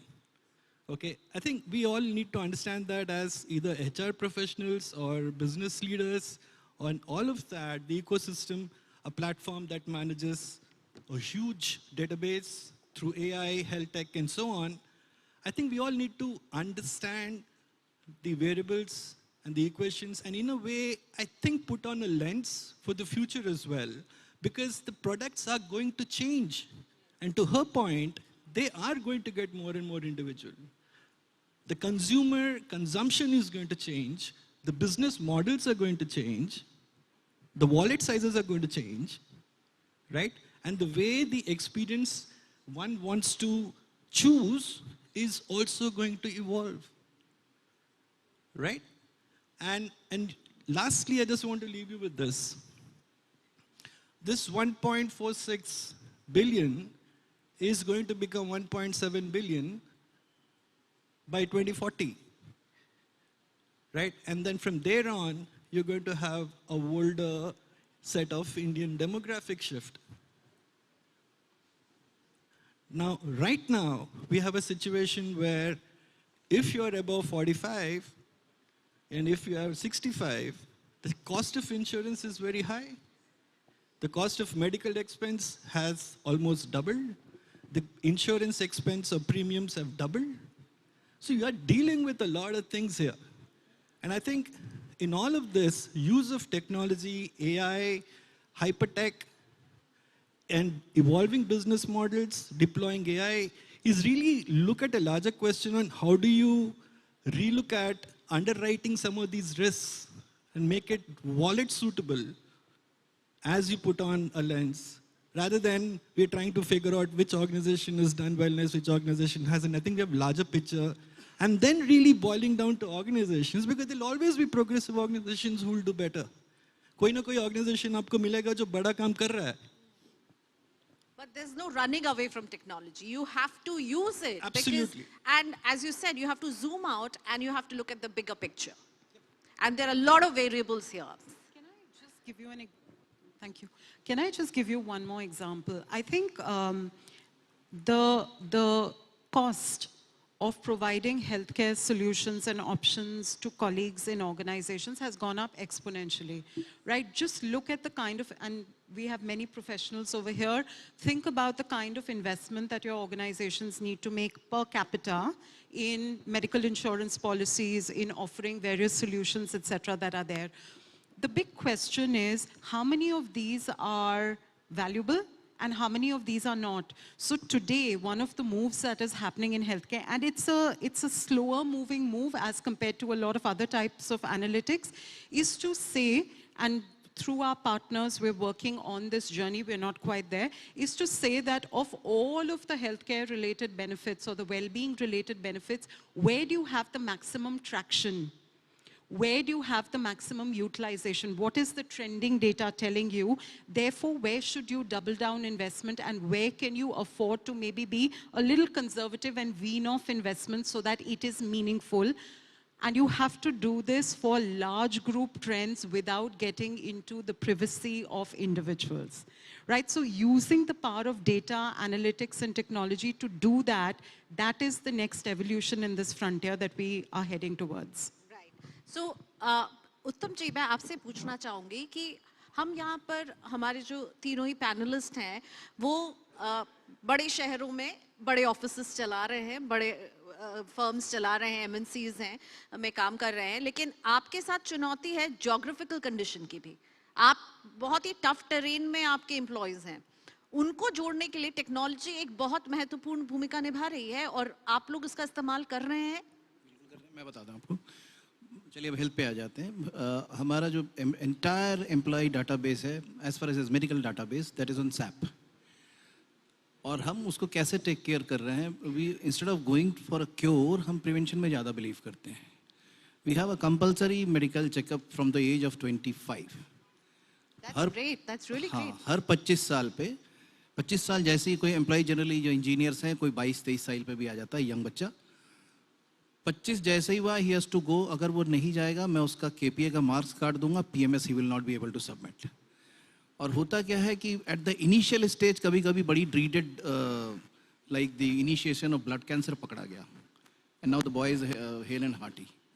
Agar hum or for 40 and above, even that applies to me also. Every year, and not me and my wife, जब तक मेरी wife का नहीं होगा, पहले एक tendency था कि spouse का लोग नहीं कराते थे. अब कर दिया कि spouse का नहीं कराएंगे, तब तक आपका जो PMS है वो रुका ही रहेगा, and number कटेंगे आपके. So थोड़ा सा compulsory कर देता है. As far as the medical is concerned, हमारा तो जो CPSCs में there is no limit. OPD, IPD, no limit, and it's equal for all, and even after superannuation. तो हम उसको कहते हैं कि नौकरी के साथ भी नौकरी के बाद भी. हमने उसमें एक और अच्छा 2 चीज़ किया, मैं जस्ट बता देता हूँ. फॉर विमेन एम्प्लॉइज एक हमने पिंक लीव भी रखा है every month 1 day. So we come back to that जो सुनील जी थोड़ी देर पहले कह रहे थे, प्रिवेंशन जो है वो बहुत ज़रूरी हो जाता है. और इसी के साथ बहुत धन्यवाद मैं आप लोगों का करना चाहूँगी, लेकिन साथ ही में मैं स्वागत करना चाहूँगी हमारे चीफ गेस्ट यहाँ आ चुके हैं, Shri Pratap Rao Jadhav ji, minister of state for AYUSH, independent charge health and family welfare. जोरदार तालियां सर के लिए. बहुत स्वागत है सर TV9 के इस प्लेटफॉर्म में. आज आपने हमारे लिए वक्त निकाला और मैं अपने साथी पैनलिस्ट का यही यहाँ पर ओके माफ कीजिएगा, मिनिस्टर सर का इंतजार जारी है, अभी मिनिस्टर सर आए नहीं है. so, थोड़ा सा यहाँ सुनने में गलती हो गई क्योंकि आप लोग इतनी इंगेजिंग बातें कर रहे थे. और हमारे बीच में सुनील बनवाल सर आ चुके हैं. सर नमस्ते, बहुत स्वागत है. माफ़ी चाहूँगी मैंने आपको बोल दिया. थोड़ी देर में मेरी और आपकी बातचीत होगी, मैं फिर से माफ़ी मांग लूँगी, लेकिन साथ ही में मिनिस्टर सर का भी इंतज़ार कर रहे हैं. इस बातचीत में एक अब लास्ट राउंड ऑफ क्वेश्चन, आप लोगों से एक आइडिया मैं लेना चाहूँगी. अनिल, आपसे शुरुआत करते हैं कि आपको क्या लगता है वर्कफोर्स 2.0 कैसा होगा, क्या होना चाहिए उसमें? सबसे बड़ी चीज that's going to happen is 2.0 workforce में प्रिवेंटिव हेल्थ केयर सेंटर में रहेगा, जो अभी उत्तम जी भी मेंशन कर रहे थे और थोड़ी देर पहले सुनील जी भी बोल रहे थे विजिट हेल्थ. सबसे हम सहमत हैं. Anybody who understands this business will tell you this. Let me put it this way. Look, you will need to invest in preventive care. Somebody was talking about ROI earlier. I think this is the basic common sense, right? If you are putting in investments into preventive care, you will not end up at an IPD. Look, the largest push in terms of any consumption of an insurance product is actually 20% of your consumers or in an employee base. That's driving 80% of your cost, right? So how do you therefore manage a claim ratio, which happens to be a biggest enemy sitting on your P&L? Because that's going to raise your insurance premiums. And by the way, insurance premiums have doubled. It's operating at a CAGR of 28%. And in my earlier numbers, when I said here is what the healthcare number is, that was 648 billion, not 648 million, I stand corrected. So just to give you a sense, it's 2.5% of our GDP, and it's going to become 5% of our GDP. So preventive healthcare जो है, वो हर चीज में हमें ध्यान रखना पड़ेगा, जो भी एक प्रोग्रेसिव एम्प्लॉयर है. और सबसे बड़ी चीज जो गवर्नमेंट ने की है, लेबर कोड में जो एनुअल हेल्थ चेक आज तक कभी नहीं था. आपको कभी सुना था आपने annual health check gig workers के लिए, वर्कर्स, माइन वर्कर्स के लिए? Have you ever heard? Now annual health check going down to that level and making it mandatory, bringing in elements where maternity benefits are at par, childcare benefits are at par. Have you heard that before? Equity in pay for men and women. Have you heard that before? So these are the kind of things, that's going to make a difference. Preventive health care will be the driver, will be the change agent in the companies. Sipika, I would want your view on this. Preventive health care, हमारे तीनों ही panelist कह रहे हैं, बहुत ज़रूरी हो जाता है. और इसमें टेक्नोलॉजी का रोल, क्योंकि अब हम प्रिडिक्टिव एनालिटिक्स यूज कर सकते हैं. क्या आपकी जैसी कंपनियां या और कंपनियों को इसका इस्तेमाल करना चाहिए? आपकी कंपनी करेगी, कर रही है? I have been instrumental in designing preventive health care programs for my organizations. और उसमें हमने लिमिट कुछ नहीं रखा था. Age was no bar at all. What we did is gender specific and age bracket specific test हमने doctors से design करा है that what is required for this age group, and वो सारे test customised test which is for employees of a specific gender. The tests that are required for a 40+ female is not similar to the test which is required for a 25-year-old female. Similarly goes for a male, right? So वो customized test हमने portal पे, because technology plays a huge role, portal पे था सबके लिए, and in that case employees, everybody is eligible for one healthcare checkup annually, and उसके बाद consultation as well, because खाली एक बार preventive checkup करा लिया and there is a apprehension also employees के दिमाग में कि अगर मेरा हेल्थ केयर चेक या प्रिवेंटिव चेक ऑर्गेनाइजेशन स्पॉन्सर्ड हो रहा है तो एक बहुत बड़ी एक दिक्कत उसमें चैलेंज आता है कि my employer will be taking decisions based on my health. So उसको दूर करना बहुत ज़रूरी है. It is very important to communicate to employee कि आपका हेल्थ का जो रिपोर्ट है that is directly produce to you. Nobody else in the organization except the employee himself is, will be directed that report to, or the vendor partners that we have. Sorry for my bad throat. So we ensure that we do not, as HR, we do not link any performance matrix or any biasness towards the employee. In the same side, to continue that, what is important is care management and specific care management. अगर वो सारे options employee ने preventive health checkup किया है, तो उसके बाद what next? उसके बाद organization क्या support कर सकती है? Can we create diabetics management program, hypersensitivity management program, sleep deprivation management program? So वो सारी choices हमने create किया था. मेरे मन में एक सवाल ये आ रहा है, ये सारे programs अगर हम बात कर रहे हैं तो इसमें एक बहुत बड़ा factor cost का भी रहेगा भावना, राइट? तो क्या कंपनियां इस तरह के कॉस्ट को अपफ्रंट लेना चाहती हैं? वो इस कॉस्ट को कैसे देखती हैं? आप लोगों के भी व्यूज लूंगी, लेकिन कॉस्ट एक बहुत बड़ा फैक्टर है इस पे. एक बार भावना का व्यू सुन लेते हैं, फिर आपके पास आती हूँ. I think cost एक फैक्टर है, but at the end of the day, I think दो shifts आपको दिखेंगे. One, थोड़ा uncomfortable होगा, but we're going to have to realize that senior people don't have all the answers. And healthcare options have to be democratized. You have to leave the choice of what healthcare option I want to exercise as an employee versus you want to exercise as an employee versus you want to exercise as an employee to the employee. Because by the way, it's a myth that people who are 25 are not having heart attacks. And it's a myth that mental health issues are not gripping people who are in their teens. So healthcare is very personal.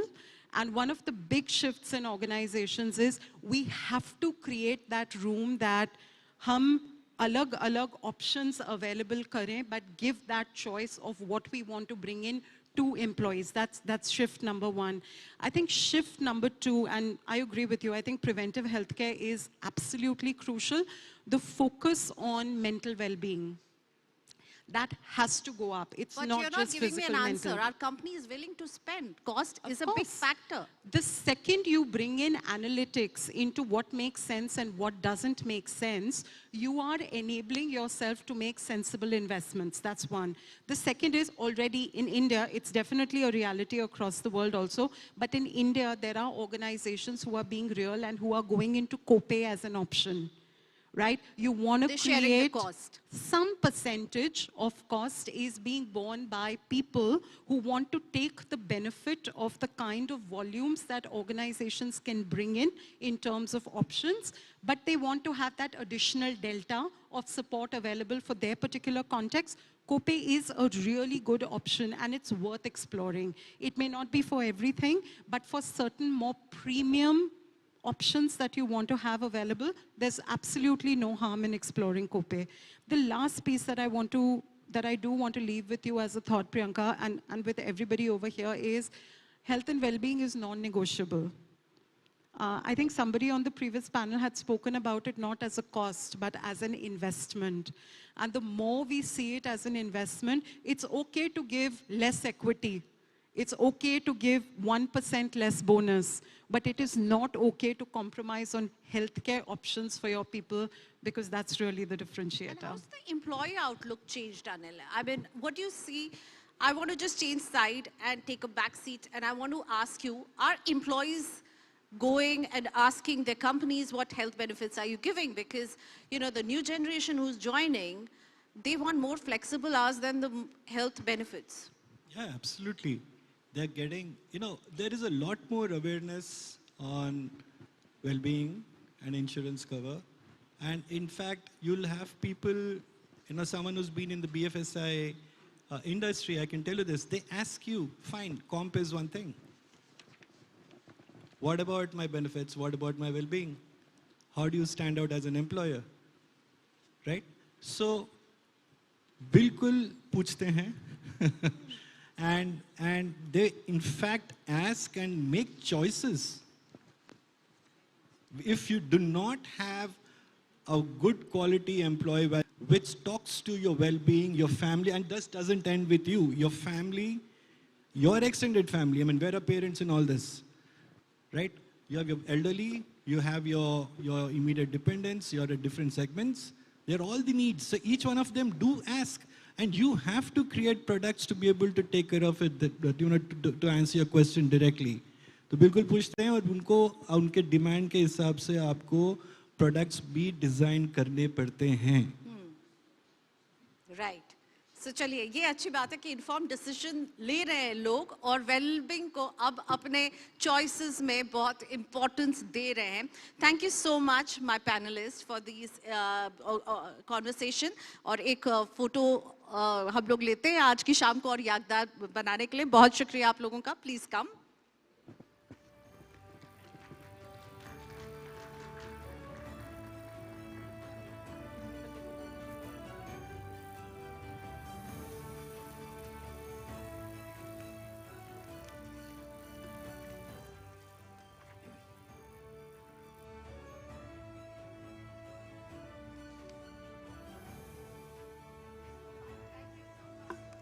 Thank you.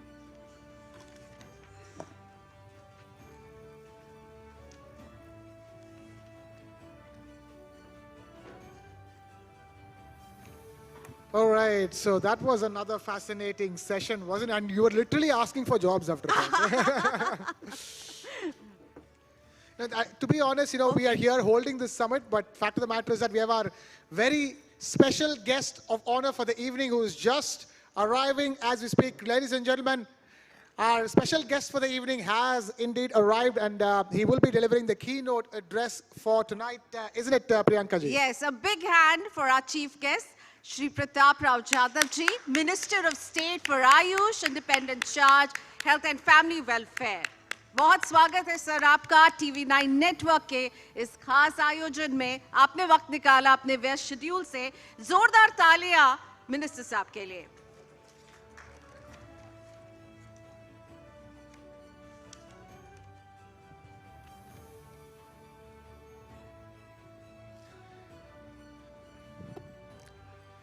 All right, and to honor and felicitate the Honorable Minister, I'm going to invite on stage a couple of very special gentlemen to first to do the felicitation. Okay, आप सभी से request करेंगे कि please बैठ जाइए, अपना स्थान ले लीजिए. Before we go any further. Yes. हमारे बीच हमारे chief guest Shri Pratap Rao Jadhav ji, minister of state for AYUSH, independent charge, health and family welfare आ चुके हैं. बहुत धन्यवाद सर, आपने वेस्ट शेड्यूल से हमारे लिए वक्त निकाला. एक बार जोरदार तालियों से स्वागत कीजिए ऑनरेबल मिनिस्टर साहब का. He will be delivering a keynote address. He's the man shaping health and wellness in the country, and it's so we are profoundly honored by your presence here, sir. आज आपने decide किया कि ये शाम हमारे साथ बिताएंगे. इसके लिए we are very very happy. Thank you so much. And before we get you on stage, let me get on stage the gentleman who will be felicitating our guest for the evening. Let me please invite on stage Mr. Kartikeya Sharma, Managing Editor of News9. Huge round of applause to Mr. Kartikeya Sharma. And we also invite Mr. Anurag Prasad, CEO and co-founder, Visit Health, to please take the stage. Thank you. A big round of applause. और अब मैं आमंत्रित करना चाहूंगी हमारे chief guest आज शाम के श्री प्रताप राव जाधव जी को, minister of state for AYUSH, independent charge, health and family welfare. Minister sir, आग्रह करूंगी कि आप प्लीज स्टेज पर आए.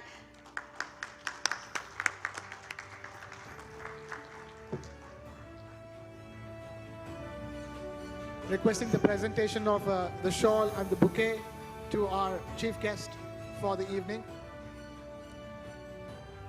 Kartikeya ji, please, with the shawl.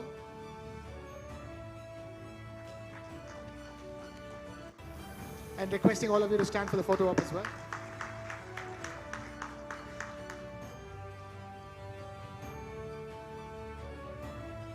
Thank you, Kartikeya ji. Thank you for felicitating our guests. For requesting the minister to please stay on stage, sir. Minister, sir. Sir, Shri Jadhav ji, please, requesting you to please come on stage. Come to the podium over here.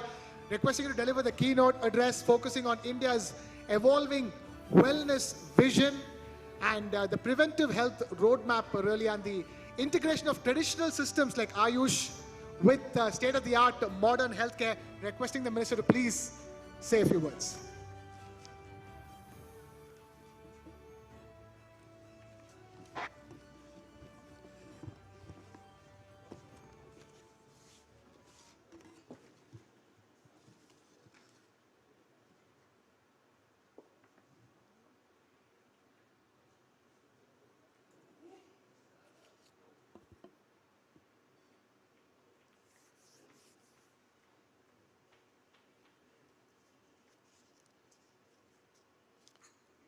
आज यहाँ पर उपस्थित पारंपरिक और आधुनिक स्वास्थ्य तकनीक और कार्यबल विकास का संगम में उपस्थित माननीय अतिथियों, मीडिया जगत के मित्रों, देवियों और सज्जनों, इस टेक समिट में उपस्थित श्री कार्तिकेय शर्मा, मैनेजिंग एडिटर, और सभी उपस्थित देवियों और सज्जनों, आप सभी को मेरा नमस्कार। आज हम एक ऐसे महत्वपूर्ण अवसर पर इकट्ठे हुए हैं जहां पारंपरिक स्वास्थ्य और आधुनिक चिकित्सा का संगम हो रहा है। यह संगम न केवल हमारे देश के स्वास्थ्य क्षेत्र में एक नए युग की शुरुआत है, बल्कि यह विकसित भारत के निर्माण में भी एक महत्वपूर्ण भूमिका निभाता है।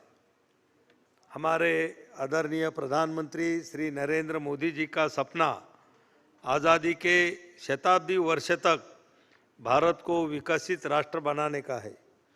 यह सपना तब तक पूरा नहीं हो सकता जब तक भारत स्वस्थ और सबल न हो। हमारे देश की 65% आबादी युवाओं की है, लेकिन उनका स्वस्थ होना भी बहुत जरूरी है। आज कुपोषण, विटामिन डी की कमी, लाइफस्टाइल से जुड़े मधुमेह, हृदय रोग, किडनी रोग, मनोरोग, तनाव जैसे गैर संचारी रोग हमारी आबादी में तेजी से बढ़ रहे हैं, जिससे हमारी उत्पादकता घटने की चुनौती भी सामने आ रही है। इलाज का भारी भरभक्कम खर्च हमारी खुद की और देश की तरक्की में बाधक बन सकता है। इसलिए हमें अपनी सेहत पर खास ध्यान देने की ज़रूरत है और इसके लिए अपनी दिनचर्या, ऋतुचर्या और आहार विहार को ठीक करना होगा। जंक फूड से दूरी बनाकर हेल्दी खान पान, योग, ध्यान और नियमित शारीरिक व्यायाम की ओर भी ध्यान देने की ज़रूरत है। प्रकृति के साथ जुड़कर ही हम स्वस्थ रह सकते हैं। पारंपरिक चिकित्सा को आधुनिक चिकित्सा के साथ मिलकर काम करेंगे तो हम बेहतर परिणाम हासिल कर सकते हैं। पारंपरिक स्वास्थ्य और आधुनिक चिकित्सा का संगम हमारे देश की प्राचीन ज्ञान परंपरा और आधुनिक तकनीक के बीच एक सेतु का निर्माण करता है। आयुष मंत्रालय द्वारा संचालित विभिन्न कार्यक्रम और योजनाएं इस दिशा में महत्वपूर्ण कदम बन रहे हैं। हमारे आदरणीय प्रधानमंत्री जी ने आयुष्मान भारत योजना के तहत स्वास्थ्य सेवाओं को मजबूत करने और पारंपरिक स्वास्थ्य को बढ़ावा देने के लिए कई महत्वपूर्ण पहल की है, जिसमें आयुष को भी शामिल करना है। तकनीक का उपयोग हमारे स्वास्थ्य क्षेत्र में एक क्रांतिकारी बदलाव ला रहा है। डिजिटल स्वास्थ्य रिकॉर्ड, टेलीमेडिसिन और एआई आधारित स्वास्थ्य सेवाएं हमारे देश के स्वास्थ्य क्षेत्र को और भी मजबूत बना रही है। तकनीक का उपयोग करके हम ऐप्स की मदद से स्वास्थ्य सेवाओं को और भी सुलभ और प्रभावी बना सकते हैं। परंपरागत चिकित्सा पद्धतियों में लोकप्रिय आयुर्वेद, योग, ध्यान, पंचकर्म, मसाज, कृत्रिम चिकित्सा और प्राकृतिक आहार के लिए प्रशिक्षण देकर हमारे युवाओं को रोजगार के अपार अवसर मिल सकते हैं। किसानों को औषधीय पौधे की खेती करने का प्रशिक्षण और प्रोत्साहन देकर भी रोजगार और समृद्धि दोनों के द्वार खोले जाने की जरूरत है। इससे हमारी दवाओं की क्वालिटी भी बढ़ेगी और इलाज भी कारगर होंगे। प्रशिक्षित कार्यबल विकास भी हमारे देश में स्वास्थ्य क्षेत्र में एक महत्वपूर्ण पहलू है। हमें अपने स्वास्थ्य कर्मियों को आधुनिक तकनीक और पारंपरिक स्वास्थ्य के बारे में प्रशिक्षित करने की भी आवश्यकता है। आंतरिक रूप से हमें अपने स्वास्थ्य क्षेत्र में सुधार के लिए कई कदम उठाने होंगे। हमें पारंपरिक स्वास्थ्य और आधुनिक चिकित्सा के बीच समन्वय स्थापित करना होगा। तकनीक का उपयोग बढ़ाना होगा और कार्यबल के विकास पर ध्यान देना होगा। यही स्वस्थ भारत का मूल मंत्र है। आधुनिक भारत के निर्माण में स्वास्थ्य क्षेत्र की महत्वपूर्ण भूमिका है। हमें इस दिशा में और भी प्रयास करने होंगे ताकि हम अपने देश को एक स्वस्थ और समृद्ध राष्ट्र बना सके। आपने मुझे यहाँ आमंत्रित किया, इसके लिए मैं आप सभी को हार्दिक धन्यवाद देता हूँ। जय हिंद, वंदे मातरम।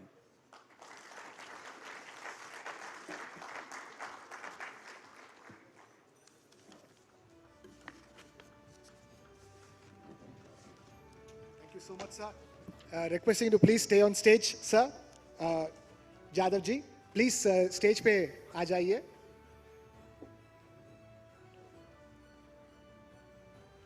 मिनिस्टर सर, आपसे अनुरोध है कि आप हमारे साथ मंच पर बने रहें, क्योंकि अब वो वक्त है जब हम HR विजनरीज को उनके बढ़िया काम के लिए फेलिसिटेट करने वाले हैं और आपकी मौजूदगी इसमें और मायने जोड़ती है sir. Thank you so much. Huge round of applause for our chief guest who's taken time out not just to speak to us but also to give away the first set of HR Visionaries Awards. We now honor the first set of HR leaders who continue to build cultures rooted in empathy, wellness, and more importantly, people first practices. Yes, absolutely, Krishna. और मंत्री sir के साथ मैं आमंत्रित करना चाहूंगी Kartikeya Sharma, managing editor news 9, Vaibhav Singh, co-founder and MD visit health. आप दोनों को भी कि मंच पर आए। और अब हम आगे बढ़ रहे हैं। Okay, so let's begin with the first HR visionary. We begin with a pioneering leader in India's healthcare ecosystem, a doctor who has played a transformative role in shaping quality accreditation and policy frameworks across hospitals in the country. And we're talking about Dr. Giridhar Gyani, Director General of AHPI. And to accept the award, let me please invite on stage Dr. Sunil Ketrapal. Okay, let's move on to the next set of award. हम माफी चाहेंगे, वो आज हमारे साथ नहीं आ पाए, उन्होंने कंफर्म किया था, ट्रैफिक में फंसे हुए हैं। हम अगले अपने शख्सियत की तरफ बढ़ते हैं और डॉक्टर विनय कुमार जी हमारे बीच में होंगे। डॉक्टर विनय कुमार, आपसे अनुरोध करूंगी कि प्लीज स्टेज पर आए। आपने जो बढ़िया काम किया है इसके लिए हम चाहते हैं कि आप हमारे स्टेज पर आकर के ये अवार्ड लें। Doctor Vinay Kumar is recognized for his impactful leadership and contribution to advancing healthcare system, innovation and people-centric excellence. A big round of applause for Dr. Vinay Kumar. Vinay Kumar जी, बहुत बहुत बधाई आपको, इस बढ़िया काम को आगे बढ़ाते रहिए।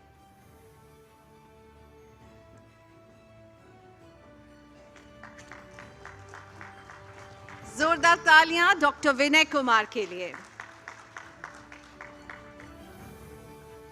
Moving on. Next, we have somebody who's a seasoned HR leader. He's been driving people strategy and organizational excellence at Kotak Mahindra Bank with a strong focus on performance, culture and leadership. Ladies and gentlemen, please put your hands together for Pramit Sen, Executive Vice President, Human Resources, Kotak Mahindra Bank. Huge round of applause for Pramit Sen.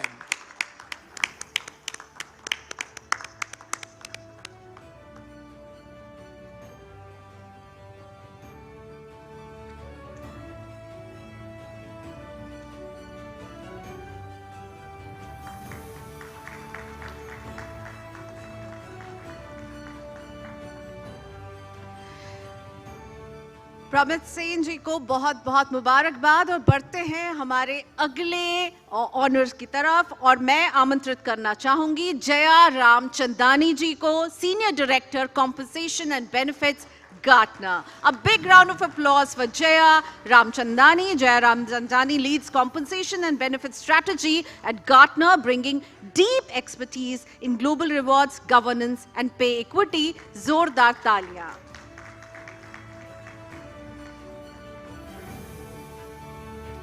Up next, we have somebody, again, we said seasoned, now you're talking about a veteran HR leader. His leadership continues to shape workforce excellence at India's largest automobile manufacturer. Ladies and gentlemen, please put your hands together for Mr. Salil Lal, Chief Human Resource Officer at Maruti Suzuki India Limited. He's right at the back of the room. Huge round of, please keep the applause going for Mr. Salil Lal. Maruti Suzuki, I don't know anybody here who has never owned a Maruti.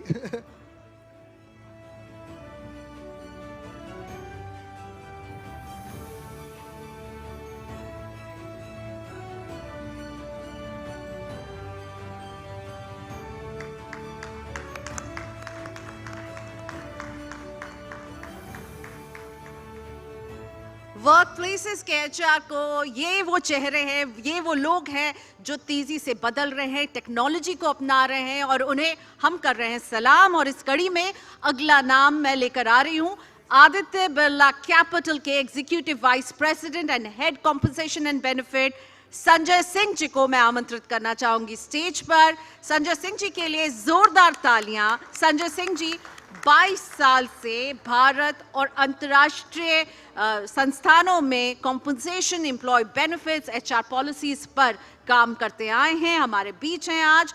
और जोरदार तालियां संजय सिंह जी के लिए।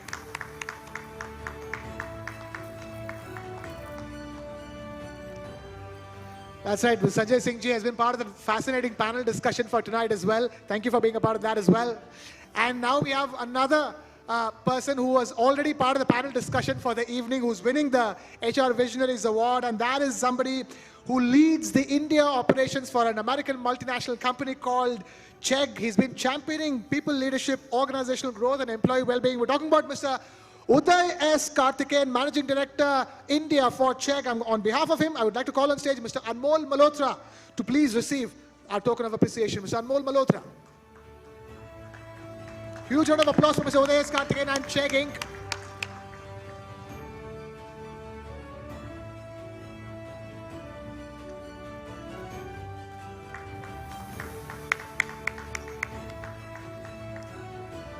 और हमारे अगले HR visionaries हैं Satish Khengre, chief human resource officer, Physics Wallah. तो जोरदार आईपीओ के बाद सतीश खेंगरे जी को अपने अच्छे एचआर के काम के लिए बुला रहे हैं। On behalf of mister Khengre, I would like to invite mister Ganesh Yadav to receive the token of appreciation. Satish Khengre is driving people and culture strategy at Physics Wala, supporting rapid scale and high growth transformation. A big round of applause for Mr. Satish Khengre and Mr. Ganesh Yadav.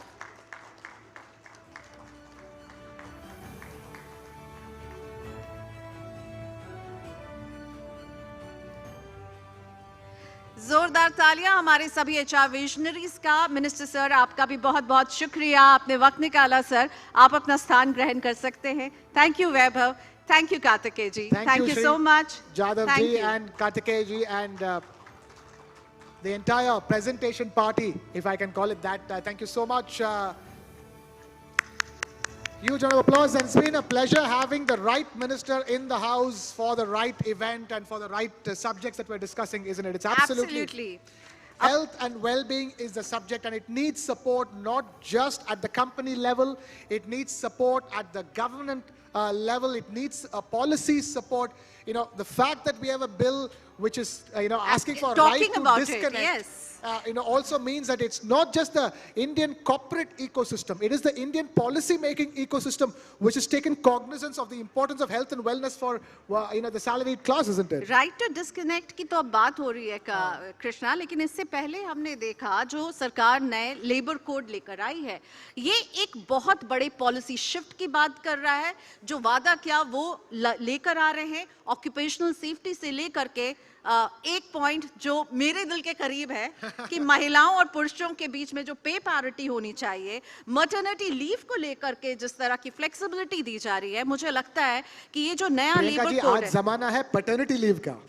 आप इसके लिए अगले labour code में try कर सकते हैं, लेकिन इस बार के लेबर कोड में तो अभी पैटर्निटी लीव मुझे लगता है ऑर्गेनाइज, लेकिन but you are right, it is something that we should think about as well.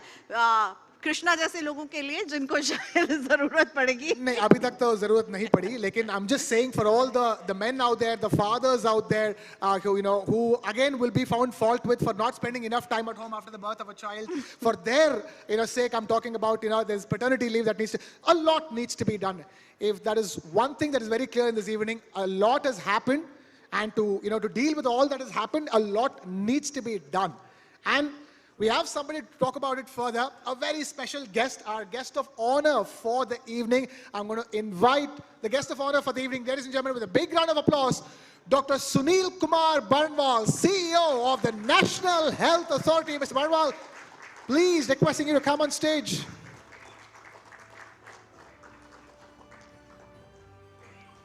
And to felicitate Mr. Barnwal,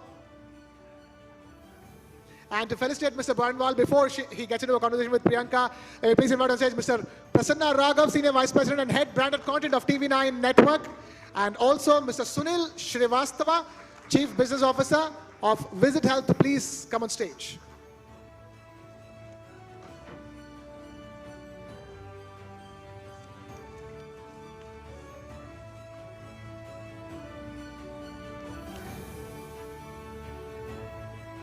We can do the photo opportunity first, even as we wait for the bouquet and the shawl to arrive. That's right, we have it now. Fantastic. Requesting Prasanna ji to please present the shawl. Okay, the bouquet.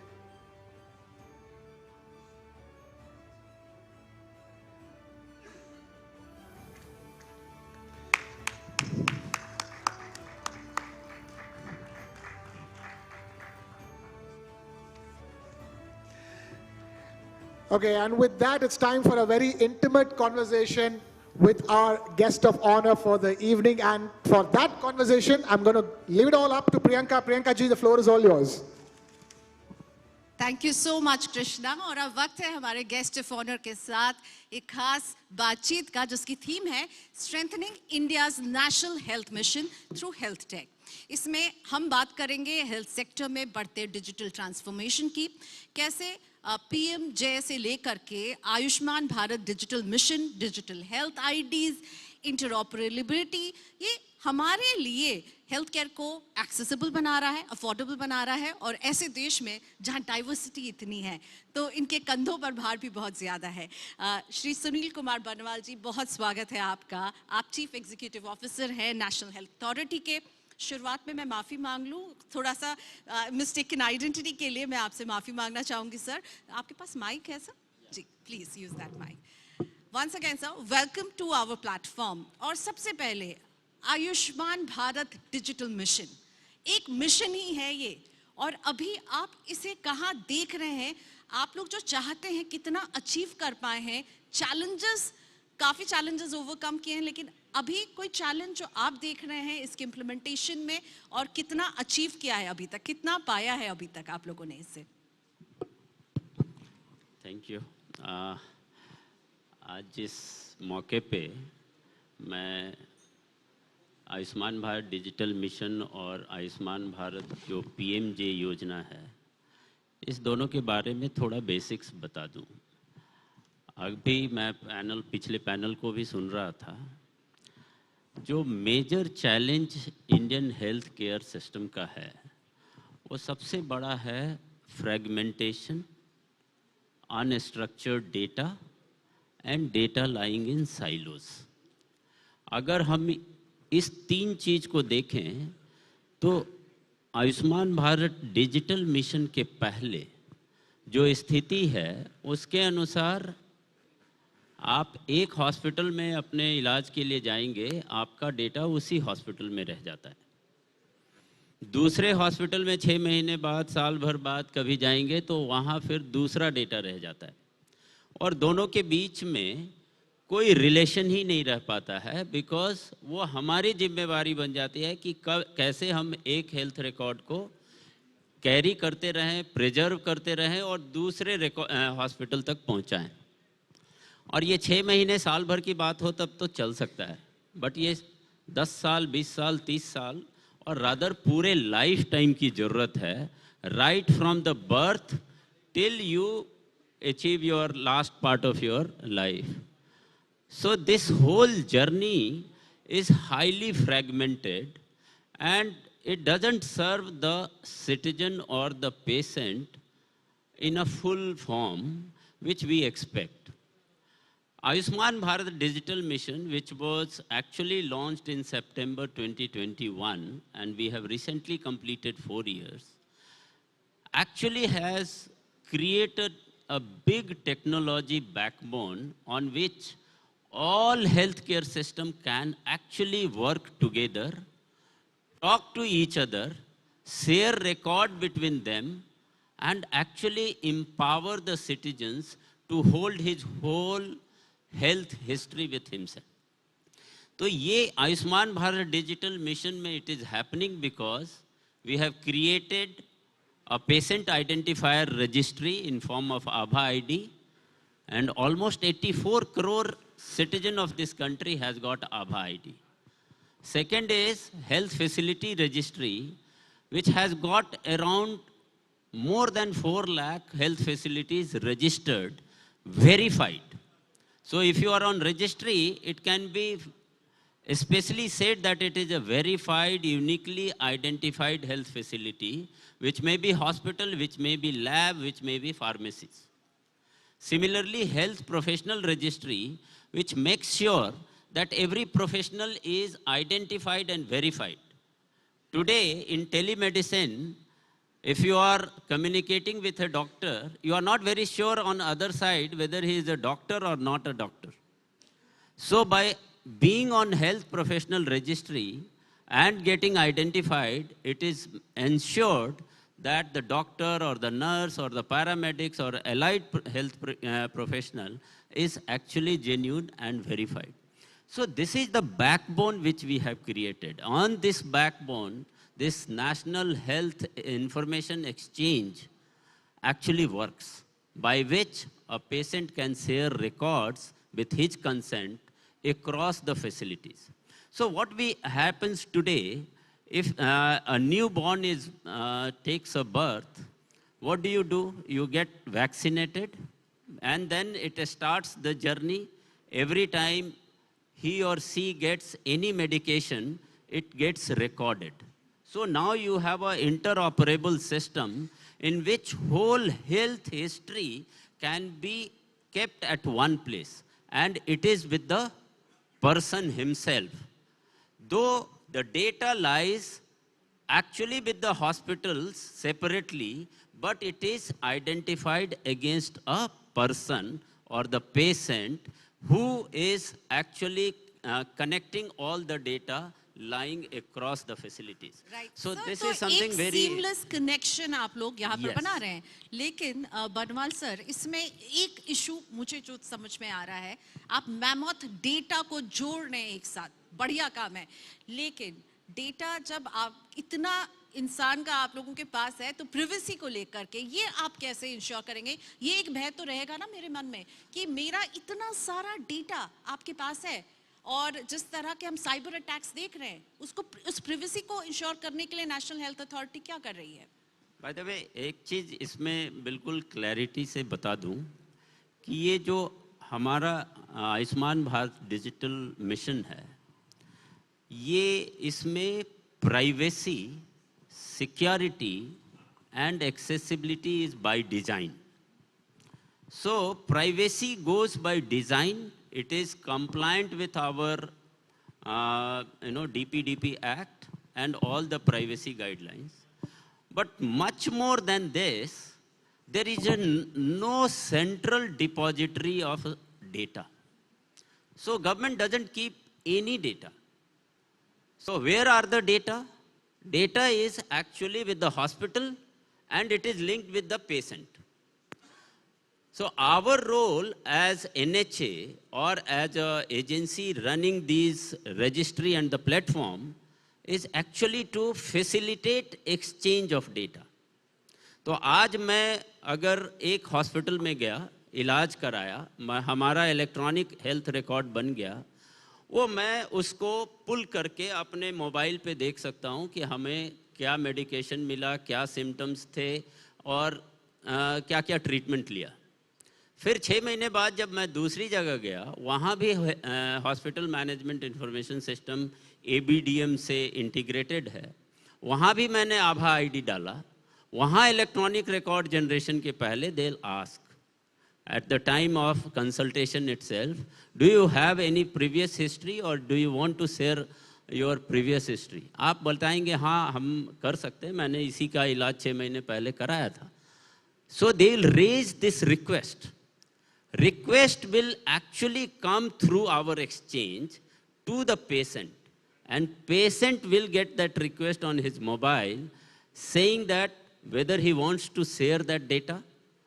Does he want to share the data of last 6 months or 1 year or 5 years or 10 years?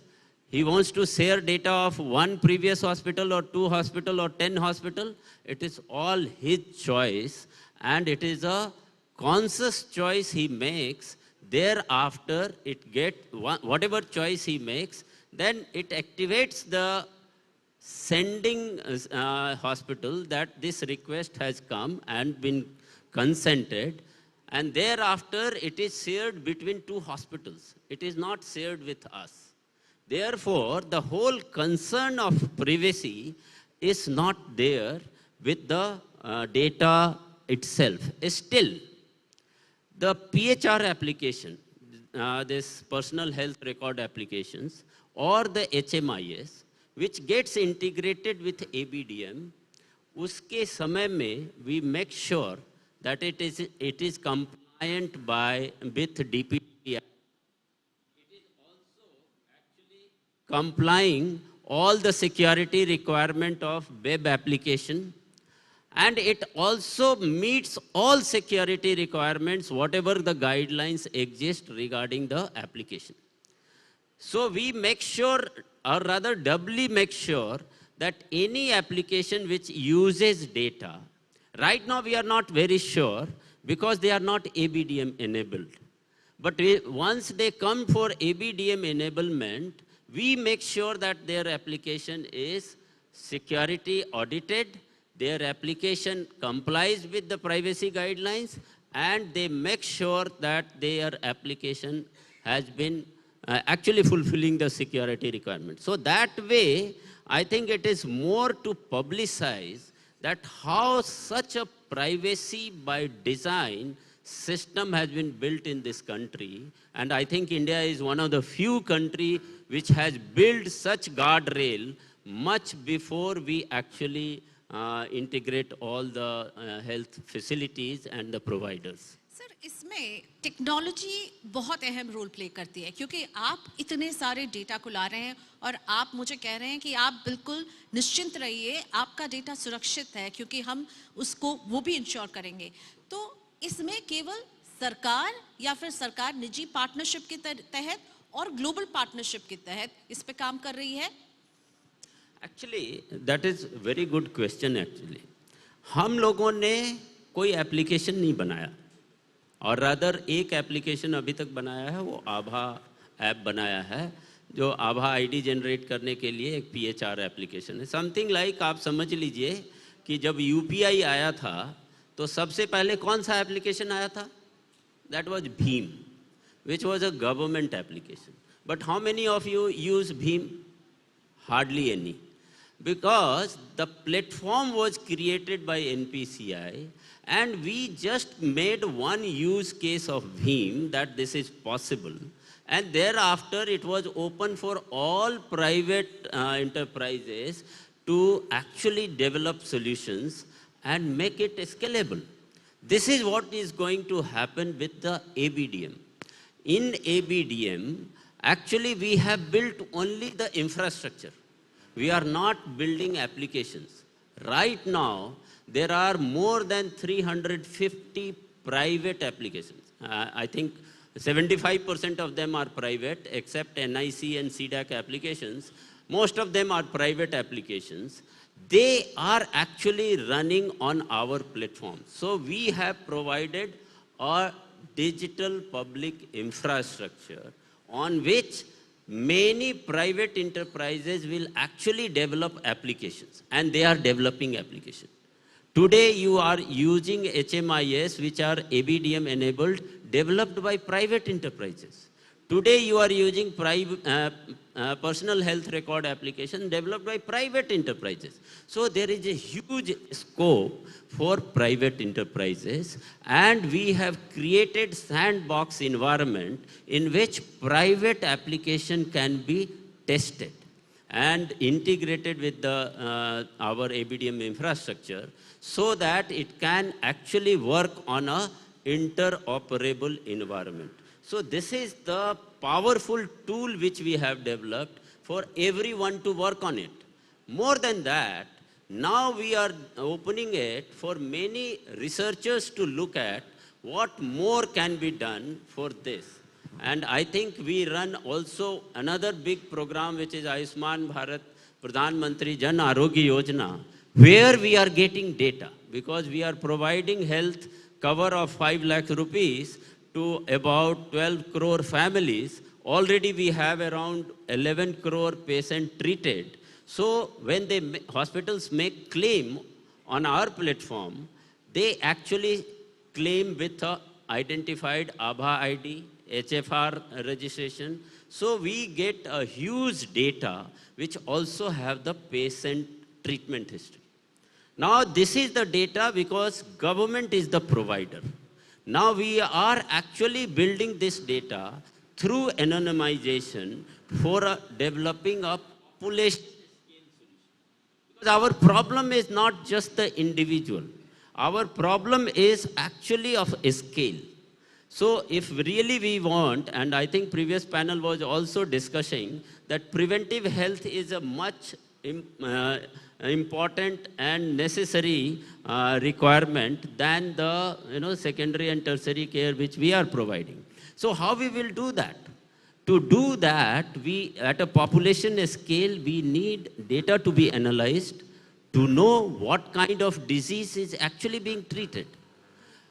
What are the profile and what is its geography? Which area has got which disease burden? So we can actually do disease mapping, disease profiling, and also with more and more technology like AI and other emerging technologies coming, actually we can do predictive healthcare. We can actually predict disease right based on the initial screening and symptoms. So this is what we will lead to continuum of care right from primary to tertiary. So today if ASA worker goes for a screening, she doesn't distinguish between a person who is having fever and person who is having typhoid. She just treats like a simple fever. Or if somebody has a diabetic, at what level he or she need to be referred. Even a lot of other cases are just not categorized. So with more and more clinical decision support system, more AI triage which we can build in the solution, based on the data which we have, actually we can make a lot of predictive healthcare and also the preventive healthcare. So this is the potential which we have. We have huge federated data structure which is getting created through ABDM, though the data lies in the hospitals. But now we can have the tools which can be tested against this data. by requesting the hospitals to share anonymized data for population level solution to be tested. So basically analysis कर पाएंगे, analytic बना पाएंगे, उस data से आप समझ पाएंगे आगे क्या करना है. तो आगे क्या करना है? बनवाल सर, 2047 सबकी निगाहें टिकी हैं और आप क्या देख रहे हैं? नेशनल हेल्थ अथॉरिटी को आप कहाँ पहुँचते हुए और आपके आयुष्मान भारत डिजिटल मिशन को क्या आपको लग रहा है 2047 तक हमारे देश में सभी लोगों के पास एक आभा आईडी पहुँच चुका होगा? Thank you. Actually, when we talk of Viksit Bharat, then it can only be if we have a healthy Bharat or Swasth Bharat. Absolutely. And that will happen if today's generation, which is going to be the most productive one in 2047, gets integrated intelligent healthcare. So if we can identify right at the beginning, the health requirement and connect it through his whole health history, actually we will be doing a huge service to the humanity, to the public health system in this country. So when I see 2047, actually I see a integrated intelligent healthcare system in India, which takes care of the longitudinal history of every individual, makes the data actually interoperable against a common standard data protocol, and actually makes people understand much before they contract the disease. So this is what can be thought of. It is already happening in some cases. Like AIMS Delhi has developed a clinical decision support system for diabetes and hypertension. So based on the symptoms, now a second tier, third tier hospitals, doctor can actually predict based on some of the symptoms that you are likely to get diabetes. Predictive analysis. Yes, predictive analysis is possible. So this is what we are looking at. We are looking at a system which becomes a model public health delivery system for whole world. If we can succeed at population scale in India, this will be a model for whole of the world's public health problems.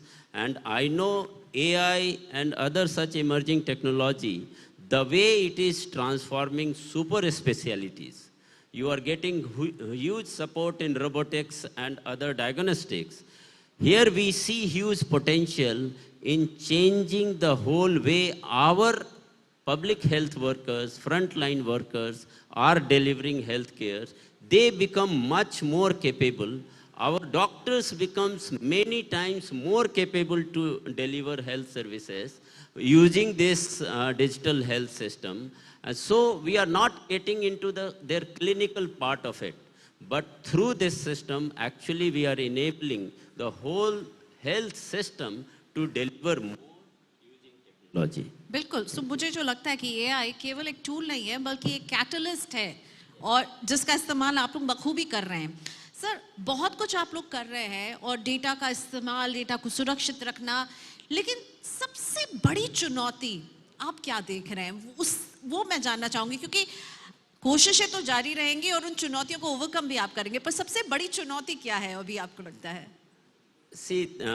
जो normally सभी नई technology में होता है, I think biggest challenge जो हम देख रहे हैं और है भी, वो है ABDM का एडॉप्शन का. आज भी हमारे पास बहुत सारे हॉस्पिटल हैं which are using HMIS system which is not ABDM enabled. There are many doctors, nurses, they don't use their HPR identity for consultation. So this is something which is a big challenge, and rightly so, because the people are used to the legacy system. They are used to the way they were working, and I think the new system makes them to think differently, though it will be useful for them. But right initially, it will be always challenging to convince them, to make them aware that in long run you will be benefited, and not just you, the whole system benefits. So it is happening, but the speed can be increased by more and more communication, and I think your platform is one good way to communicate that ABDM is the infrastructure we have created. The healthcare delivery system who is to use this system to build intelligent, integrated healthcare. So I think we'll meet this challenge, but everyone has to work together to make sure in such a diverse country with so much of diversity of region and language and many others, I think we will have to work together to make it happen. And if it happens, India will be one of the most advanced country in healthcare delivery in the world. Sir आपको बहुत सारी शुभकामनाएं, इतना बड़ा काम आप लोग कर रहे हैं, चुनौतियां तो होंगी, उसका सामना भी कर रहे हैं, रास्ते भी निकलेंगे, मुश्किलें भी होंगी, पर सुनील परमार जी बहुत शुक्रिया, आपने वक्त भी निकाला और इस खास बातचीत के लिए। सर की बातचीत का जो एक हिस्सा है जो मेरे साथ रहेगा वो ये कि 2047 तक अगर हम विकसित भारत की बात कर रहे हैं तो ये विकसित भारत तभी होगा जब ये हेल्दी भारत होगा। बहुत शुक्रिया सर, बहुत शुक्रिया। All right, thank you so much, Sunil Kumar Barnwal. Requesting you to please stay on stage. Photo op के लिए.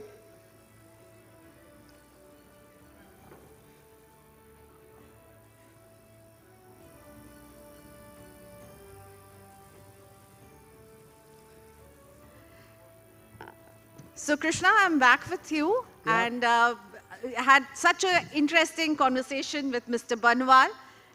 And we would like requesting Mr. Barnwal to stay on stage now because quickly we have to move on to the next set of HR visionaries who we are celebrating, whose contributions reflect innovation, compassion, and a strong commitment to a workforce well-being, isn't it, Priyanka? Absolutely. और मैं मंच पर चाहूंगी कुछ और लोगों को आमंत्रित करना बनवाल सर के साथ.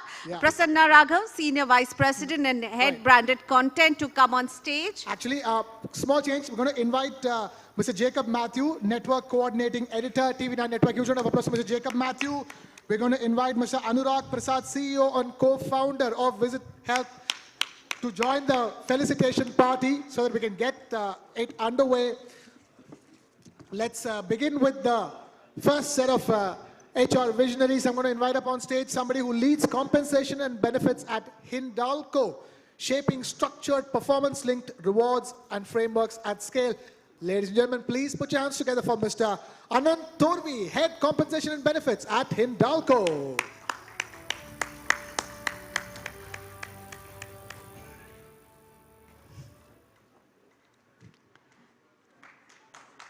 A big round of applause for Anand Torvi, Head Compensation and Benefits at Hindalco.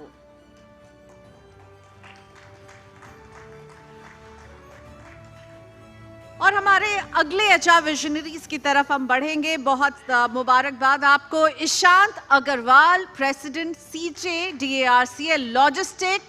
मैं उन्हें आमंत्रित करना चाहूंगी. ये हैं हमारे HR visionaries. Ishant Agarwal is a business and people leader driving growth, operational excellence and organizational capability in the logistics sector. A big round of applause for Ishant Agarwal.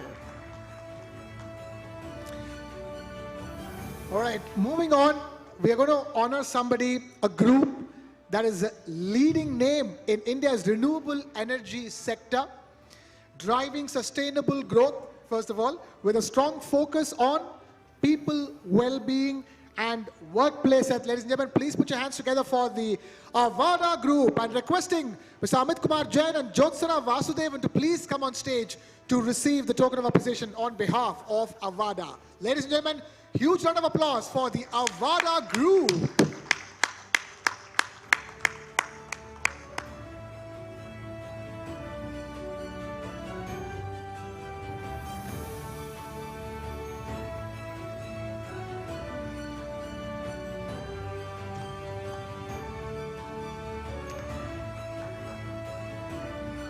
A big hand for Avada Group. बहुत शुभकामनाएं आपको इस award के लिए, अच्छे काम के लिए. और हमारे अगले एचआर विजनरीज हैं Musarrat Hussain, head human resource Suzuki. A big hand for Mr. Hussain. Mr. Hussain is a veteran HR leader with decades of experience of driving people, strategy, leadership development and workforce transformation. Musarrat Hussain ji hain hamare agle HR visionary.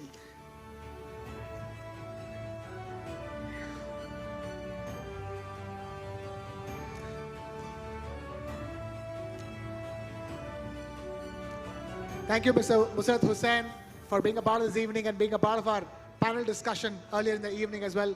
Great listening to you, Mr. Musarrat Hussain. Thank you so much for being with us. And time now to recognize somebody who's recognized for the strong focus on people practices, workforce enablement, and operational excellence in healthcare services. Ladies and gentlemen, please put your hands together for R1 RCM, requesting Mr. Amit Lakhotia to receive the token of appreciation for R1 RCM. Huge round of applause from the R1 RCM and Mr. Amit Lakhotia.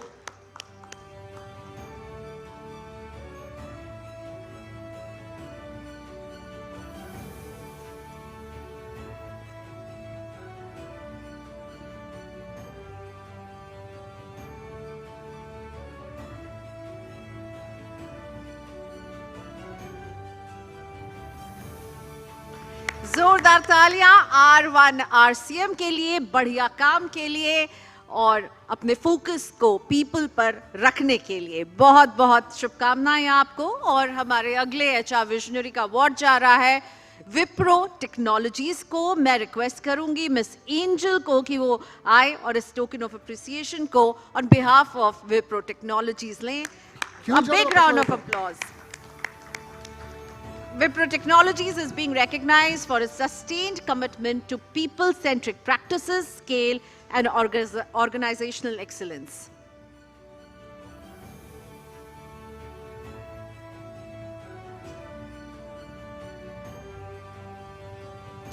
Up next, I'm going to ask the gentleman to be ready. He leads total rewards strategy at Akzo Nobel.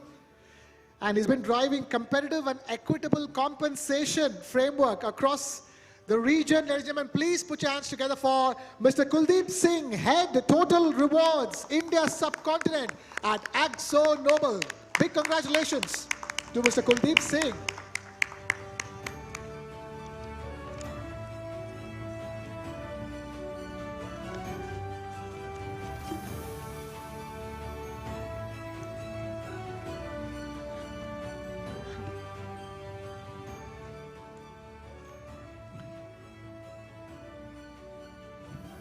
और अगले HR visionary जिनको आज हम सम्मानित करना चाहेंगे वो हैं डॉक्टर गिरधर ज्ञानी जी, डायरेक्टर जनरल AHPI। और मैं रिक्वेस्ट करना चाहूँगी doctor Sunil K Kshetrapal ji, deputy director general of AHPI, कि वो आकर इस सम्मान को ग्रहण करें डॉक्टर गिरधर ज्ञानी के बिहाफ में।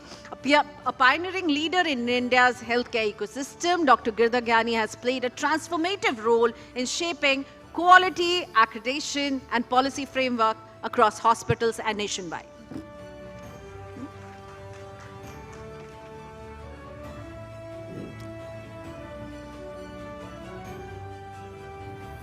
Okay, up next is a strategic people leader driving transformation, future of work initiatives and people-centric cultures at S&P Global. Ladies and gentlemen, please put your hands together for the Vice President People of S&P Global, Ms. Bhavna Batra.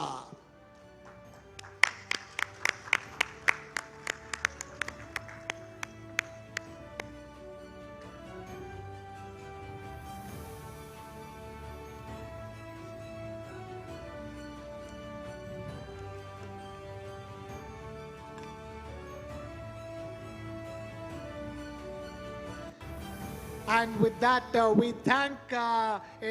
Bharatvarsh for taking time out to be with us and the entire presentation party, Jacob as well, all of you. Thank you so much for that. But we're not done, Priyanka ji, isn't it? We're not done. We have more HR visionaries to felicitate for the evening. And for the next set of felicitations, I'm going to invite a very special gentleman. He's a distinguished leader in India's healthcare and wellness ecosystem and a former associate of the late Honorable Prime Minister, Shri Atal Bihari Vajpayee ji. He currently serves as an advisor to the SME Chamber of India and is known for his contributions to strengthening health systems and people people-centric initiatives. Now we invite Mr. Vinay Kumar on stage to felicitate the next set of HR visionaries. Mr. Vinay Kumar, requesting you to please come on stage. And of course, we're going to invite Mr. Prasanna Raghav, Senior Vice President and Head Branded Content, to come on stage as well. And Mr. Vinay Kumar ji as well to please come on stage. साथ ही में शाश्वत त्रिपाठी जी से request करूंगी, co-founder and CTO Visit Health, to join our distinguished guest on the stage.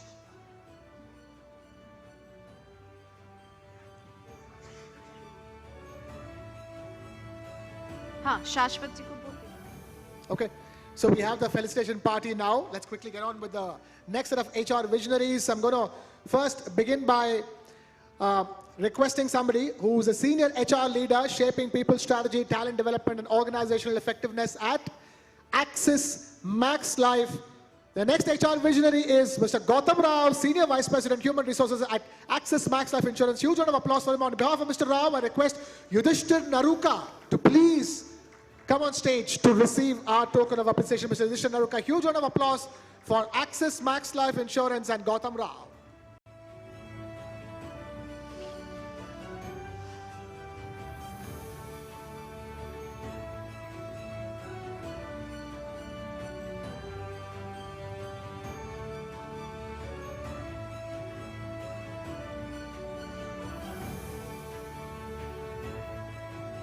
जोरदार तालियां इस जीत के लिए। और हम बढ़ते हैं अपने अगले HR विजनरीज की तरफ। जोरदार तालियां बजी ही नहीं।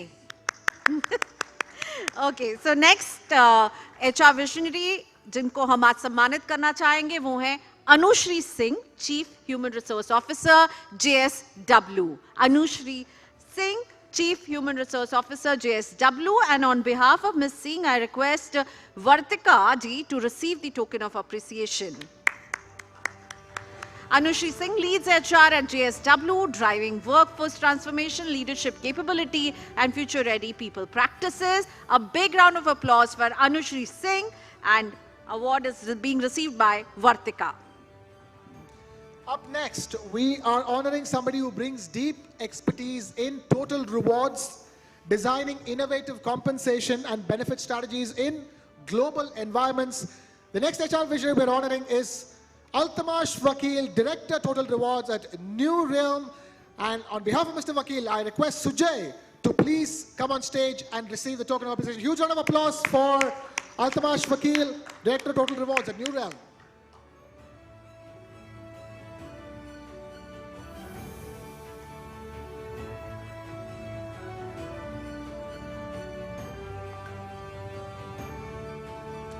Okay, so let's move on to our next HR visionary, Alok Shiopurkar. May I please invite Mr. Shiopurkar, Human Resource Manager, HDFC AMC, to come on stage. And on behalf of him, we have Anish Keskar, who is with us in one of the panel as well. So Anish, would like to request you to come and accept this HR Visionary award on behalf of Alok Shiopurkar. A big hand for Anish Keskar. And for HDFC AMC and for all the work that they've been doing in health and wellness and as far as their employees are concerned. Ladies and gentlemen, these are the examples that we hope other companies and other HR leaders follow. Thank you so much for being with us.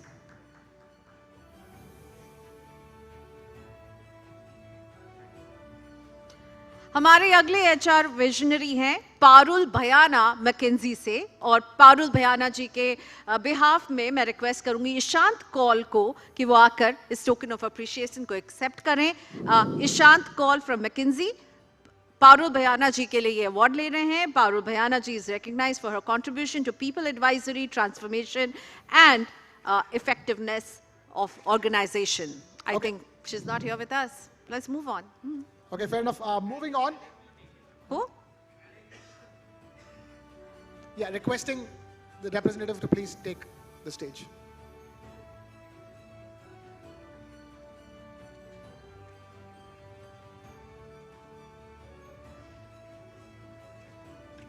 Time now for the next HR visionary as well. With that,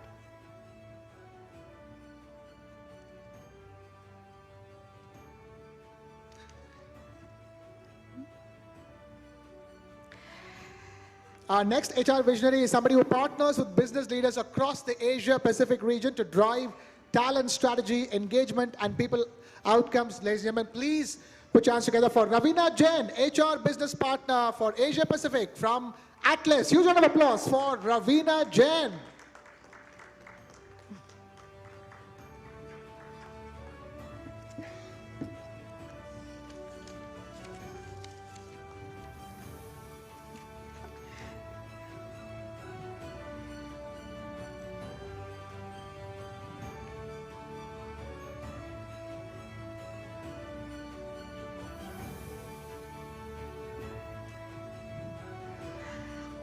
so workplace में बढ़िया HR के काम के लिए हम अगले visionary को award देना चाहेंगे जो हैं एएमडी, और एएमडी कंपनी के बिहाफ में मैं रिक्वेस्ट करूंगी आलेख को आकर के इस अवार्ड को ग्रहण करें। एएमडी ग्लोबल लीडर है सेमीकंडक्टर इनोवेशन की दुनिया में और पीपल सेंट्रिक काम के लिए जानी जाती है। A big round of applause for AMD. And finally, for the evening, the HR visionary that we are felicitating is somebody who leads infrastructure and facilities at Bandhan Life, ensuring operational excellence and employee experience as well. Ladies and gentlemen, please put your hands together for the AVP of Infrastructure and Facilities at Bandhan Life, Mr. Sanjay Suri.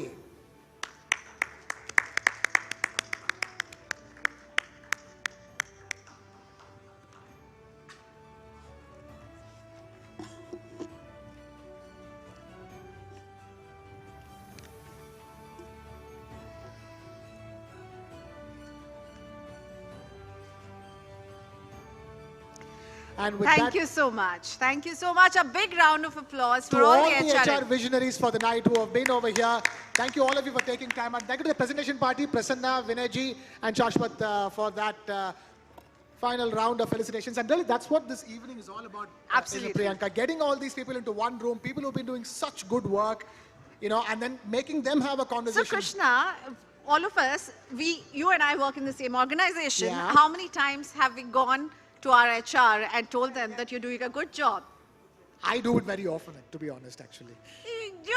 I'm going to check with the HR now. So Krishna का कहना है कि वो जाते हैं और बोलते हैं, पर मुझे लगता है कि हम चूक जाते हैं। ज़्यादातर के लोग नहीं करते हैं, अगर आप ये पॉइंट बनाना चाहते हैं तो। मैं यही पॉइंट बोलना चाहती हूँ कि हम शायद उनके पास अपनी शिकायतें लेके बहुत जाते हैं कि ये नहीं हुआ, वो नहीं हुआ, ऐसे नहीं हुआ, और जब वो काम हो जाता है तो कितने लोग हैं जो थैंक यू बोलने चाहते हैं। ये तो प्रॉब्लम तो एचआर और भगवान के लिए सेम है। हम सिर्फ भगवान के पास शिकायतें लेके जाते हैं, कभी थैंक यू करना भूल जाते हैं। एचआर भी कुछ वैसा ही है। लेकिन आज हम थैंक यू कह रहे हैं अपने भी एचआर को, और यहाँ पर जो इतना एग्जाम्पलरी काम करने वाले लोग हमारे साथ इस एक कमरे में जुटे हैं, थैंक यू सो मच। और आप लोगों की वजह से हमें लगता है कि हमारे वर्क फोर्सेस में हम इनोवेशन देख रहे हैं, हम वेलबींग की अब बात कर रहे हैं। हम केवल ये नहीं बात कर रहे हैं कि इंश्योरेंस आपके पास होना चाहिए, पर हम बात कर रहे हैं कि मेंटल वेलबींग भी बहुत जरूरी है।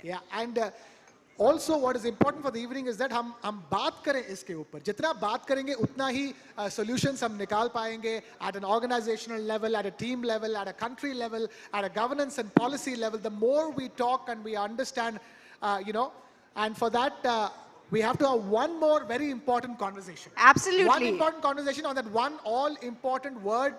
It's called stress.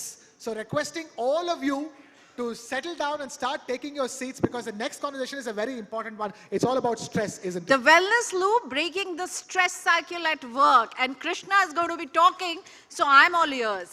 वक्त है हमारे अगले पैनल डिस्कशन का, जिसे कृष्णा मॉडरेट करने वाले हैं। और कृष्णा, मैं आपसे कहूंगी प्लीज सेंटर स्टेज लीजिए और अपने पैनलिस्ट को बुलाइए, और आप सभी से अनुरोध करूंगी कि अपनी जगह ले लें प्लीज। और ये बातचीत बहुत जरूरी है, क्योंकि होता क्या है, स्ट्रेस की बात हम सब कर रहे हैं, स्ट्रेस लेवल बढ़ गया है, ऑफिस जाने का, ऑफिस से घर जाने का, घर से वापस ऑफिस आने का, और हमारे आसपास स्ट्रेस बहुत ज्यादा है। और अगर आप दिल्ली एनसीआर में हैं तो पोल्यूशन का भी स्ट्रेस है। तो इन सब को मिला करके आप इस स्ट्रेस साइकिल को कैसे ब्रेक करें, तो इस इंटरेस्टिंग चर्चा पे आगे बढ़ते हैं। Krishna, over to you, stage is all yours. I think it's easy to set the context for this particular discussion because, you know, we all are going through it. Many of us went through it before reaching over here. Traffic stress, work stress. So we're living in a world where stress and that dreaded word burnout and other chronic illnesses and emotional fatigue have become the reality, the norm, widespread across regions, across organizations. So in this panel discussion, what we're trying to decode really is that wellness loop, how stress leads to burnout. Burnout leads to illness, and illness eventually impacts productivity. So we need solutions. We need to explore what the solutions are, including preventive care, mental well-being support, EAPs, and data-led wellness strategies. So much has been spoken about it for the evening already. These data-led wellness strategies that help organizations break this wellness loop and build healthier work cultures. And for that, we have a very special set of panelists. I'm going to invite Mr. Ganesh Jadhav, HR Senior Director of Physics Wala. Huge round of applause for Mr. Ganesh Jadhav. We have Jyotsana Vasudevan, Senior Vice President HR of Avada Electro. Huge round of applause for Jyotsana Vasudevan. We have Ms. Raksha Agarwal, Global Head Total Rewards at Maruti Suzuki India, joining us. Thank you so much for taking time out to be with us over here.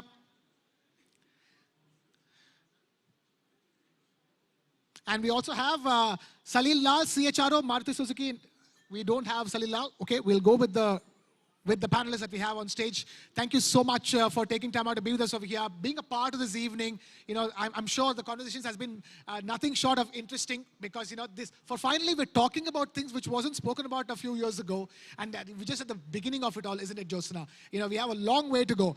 And if we have a long way to go, we need to understand this word called stress. Because if you have everything right, you eat right, you sleep right, you work out right, you know, you have the right everything. But if you just add stress to it and the whole thing collapses, isn't it? And stress and burnout is not an isolated cases anymore. This is just, you know, this is just a reality that everybody is dealing with at different levels, at varying levels, isn't it? I'm a little stressed out right now because it looks like the three of us are in between cocktails and dinner and the rest of the audience here. So we need to break that stress a little bit, isn't it? Okay. Let me just also go to Raksha Agarwal, Global Head Total Rewards at Acuity Knowledge Partners. Raksha, I'm going to ask you a very simple question. How do you do it in your company? You know, how do you do it in terms of dealing with stress? Because how do you do it at an individual level? And how do you ensure that like you are able to do that at a company level? Thank you, and looking forward to this one. So in our company at an individual level, first we need to recognize the kind of stress that we go through lives. So stress, first of all, is if you're not being able to be present physically and mentally when you are doing a thing and you are constantly thinking, I have to do this next. Like for example, most of us must be thinking once we step out, we have to go and post on LinkedIn because that's what is expected of us, and if we don't do it, it becomes stressful, or we have to go home and work or do X, Y, Z. So that's become stress of life. What has happened nowadays is that we were used to professional stress for a very long time because 90s, you have to succeed, you have to be there, you have to grow up the career ladder. We have tackled the professional stress and we know how to work around it. Personal stress with family situations, with relationship, with friends, with expectations from the society is something again we have got used to over a period of time, and we know where to set our boundaries, what to do, what not to do around it. There is something new which nowadays, I wouldn't say nowadays, but 2000s is, the year of 2000 is looking at digital stress. To just be there digitally, always present, not being able to cut ourselves off social media. And that tends to increase stress. The more you look at Instagram, the more stressed some people become. Yeah, and digital stress is always there. Be it if you're working professionally, you have to put it up, seek for external validation, be there in LinkedIn, be there in social media, be there in forums like this, and then put up a post. That's a digital stress. If you are a personal life, you have to be there in Instagram, post it, be on WhatsApp, connected to friends, again adding to digital stress. I forgot, LinkedIn also sometimes gives stress. You see somebody saying the fact that, you know, they've got the best position. Oh, hey, I'm taking up this new position. Look at it, you get stressed. Why am I not getting that position? Isn't it, Mr. Ganesh Jadhav, you know, talk to us, you know. Physics is a very stressful subject, back in school. I remember in the 9th grade CBSE, physics was absolutely, mind-boggling. But tell us, organizationally, there is to be cognizance that stress is something that's not visible from outside. Somebody could be going through stress and burnout, and they're just showing up at work, clocking their hours and going back, isn't it? And you can't let it go on forever like that. So, just to inform all the audience, हम लोग सिर्फ physics नहीं पढ़ाते. So we are in all categories of education. So about the organization, we are almost reaching around 104 million subscribers via our YouTube channels. Around 45 million plus app downloads we have.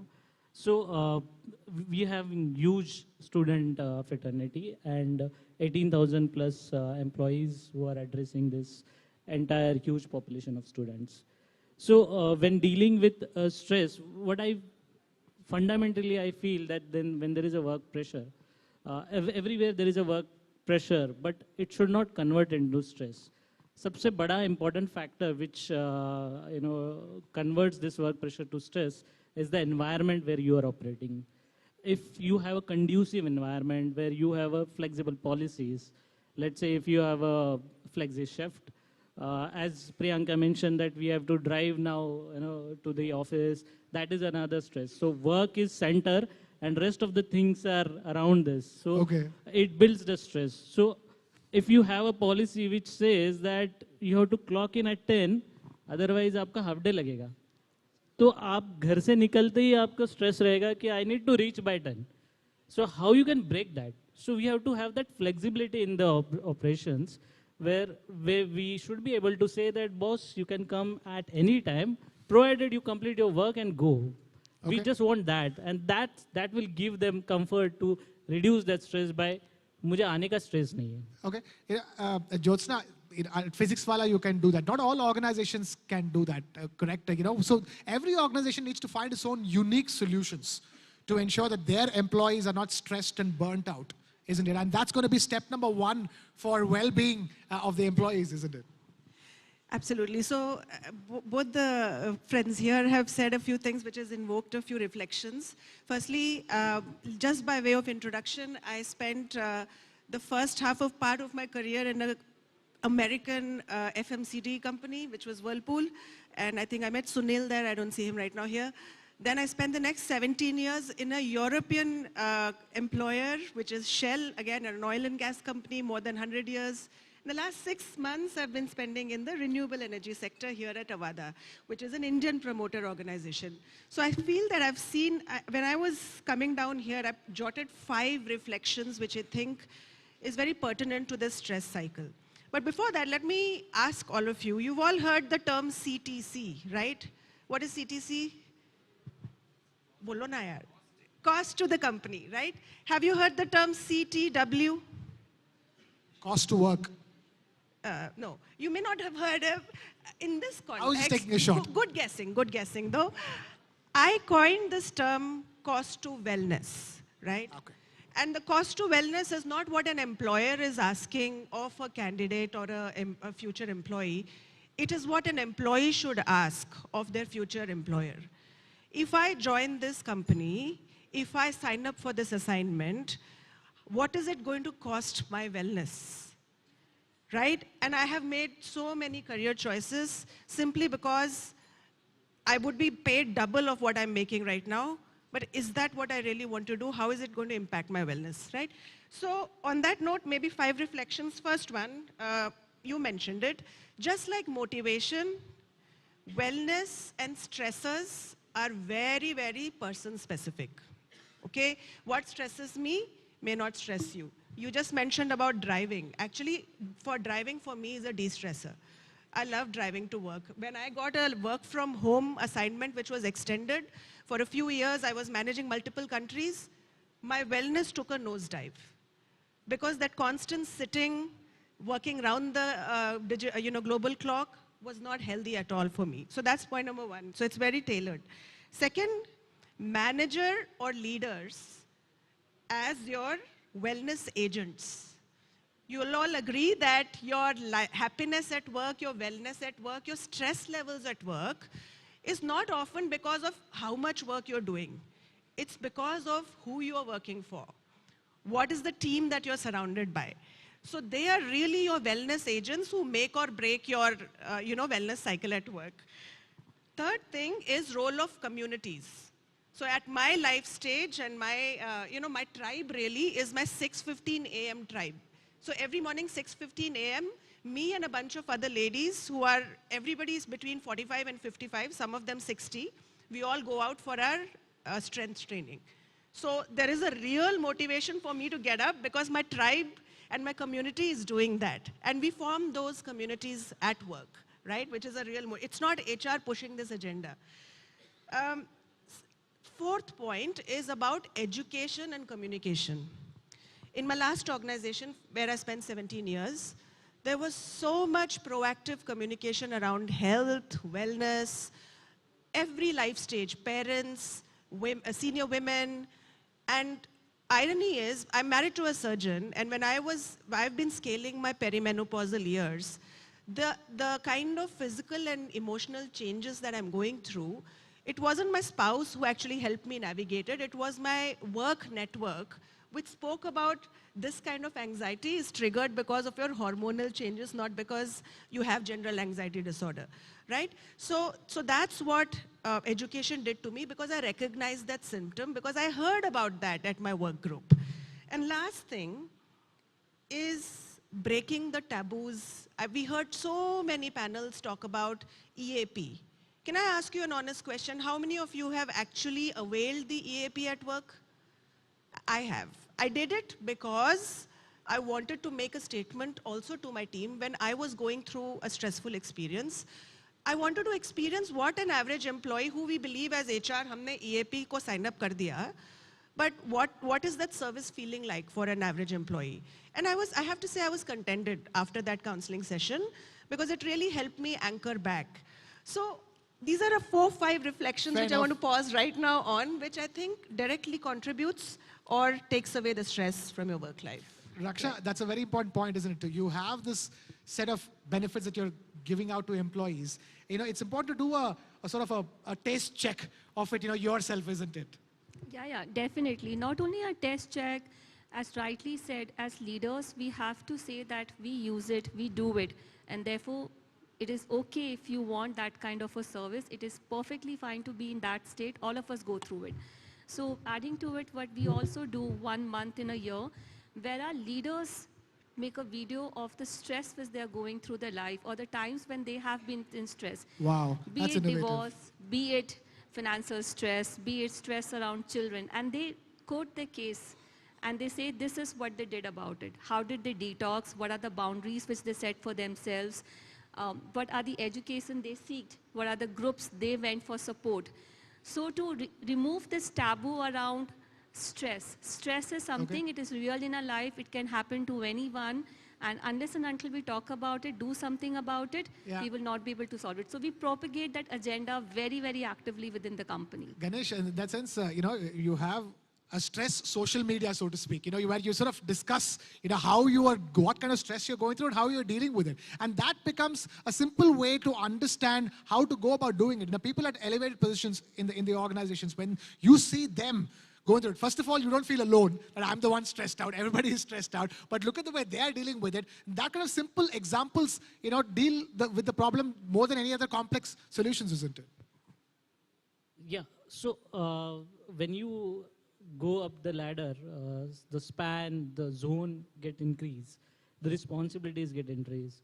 But at the same time, it's an ecosystem, again I will say that, in which ecosystem you are operating. So if you have a supportive management, if you have supporting founders, if you are supporting reportees, if you are supporting colleagues, it doesn't matter at what level you are operating, at what span or zone you are operating. It helps you to carry out all those responsibilities with ease and with comfort.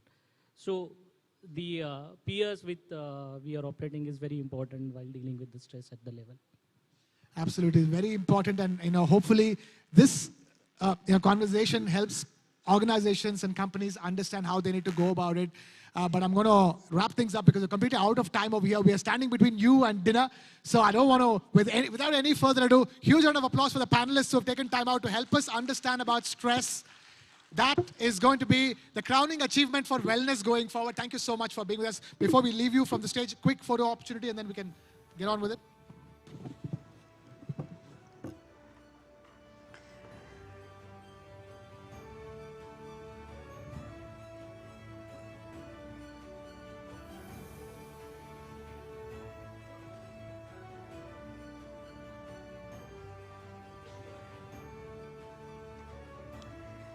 Thank you so much, panelists, for your precious time and your thoughts that you shared with us. Thank you, Krishna, for this wonderful chat on stress. Are we feeling a little de-stressed now? I mean, I'm hoping that we will all end up feeling more de-stressed in our workplaces. You know, there's so much talk of toxic workplaces these days. It's important that we remove that toxicity. We have enough of it outside. And in Delhi NCR, we have a great, wonderful toxic air that we all are breathing.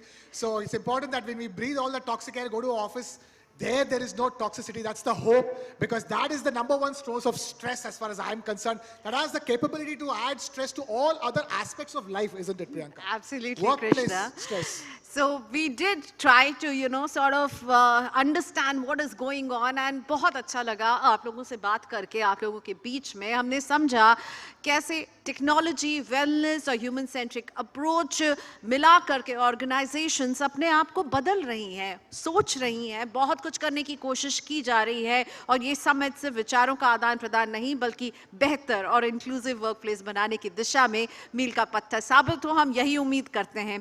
Thank you so much हमारे in discussion में आज आप लोग जुड़े, बहुत बहुत शुक्रिया आप सभी का। That's right, ladies and gentlemen, huge round of applause for all those who've taken time out to be over here. With that, we are wrapping up this summit. I extend our heartfelt gratitude to all our dignitaries, speakers, partners, and delegates and our sponsors. Your presence has contributed immensely to our mission, really, at TV9Network of building healthier, happier, future-ready workplaces. Thank you so much for making this evening wonderful. Requesting all of you to continue the conversations outside at the dinner. For now, it's a goodbye from my side. This is Krishna Kumar signing off, and Priyanka Sama saying namaskar. Thank you so much. And before you head out for dinner, one quick note. All those who won the awards for HR Visionaries for the night, requesting all of them to please come on stage for a quick photo opportunity. Requesting all HR Visionaries for the evening to please come on stage for a quick photo opportunity before we can head off for dinner. Requesting all of you to please come on, take the stage.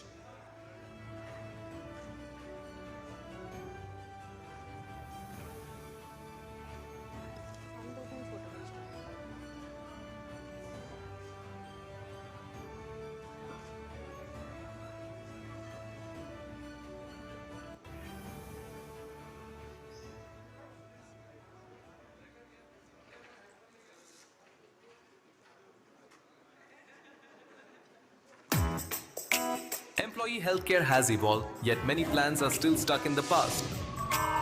No OPD and wellness benefits. Coverage only for emergencies. Legacy systems and disconnected user experience for your employees. Isn't it time for a change? Everything about how you work has evolved, except how you're cared for. Your health benefits are overdue for an upgrade. Your teams have enough on their plate. With Visit, healthcare isn't one more thing, it's one less worry. We help you seamlessly integrate preventative healthcare and wellness benefits into your existing setup. What if your health benefits plan could think ahead? With personalized tips, real-time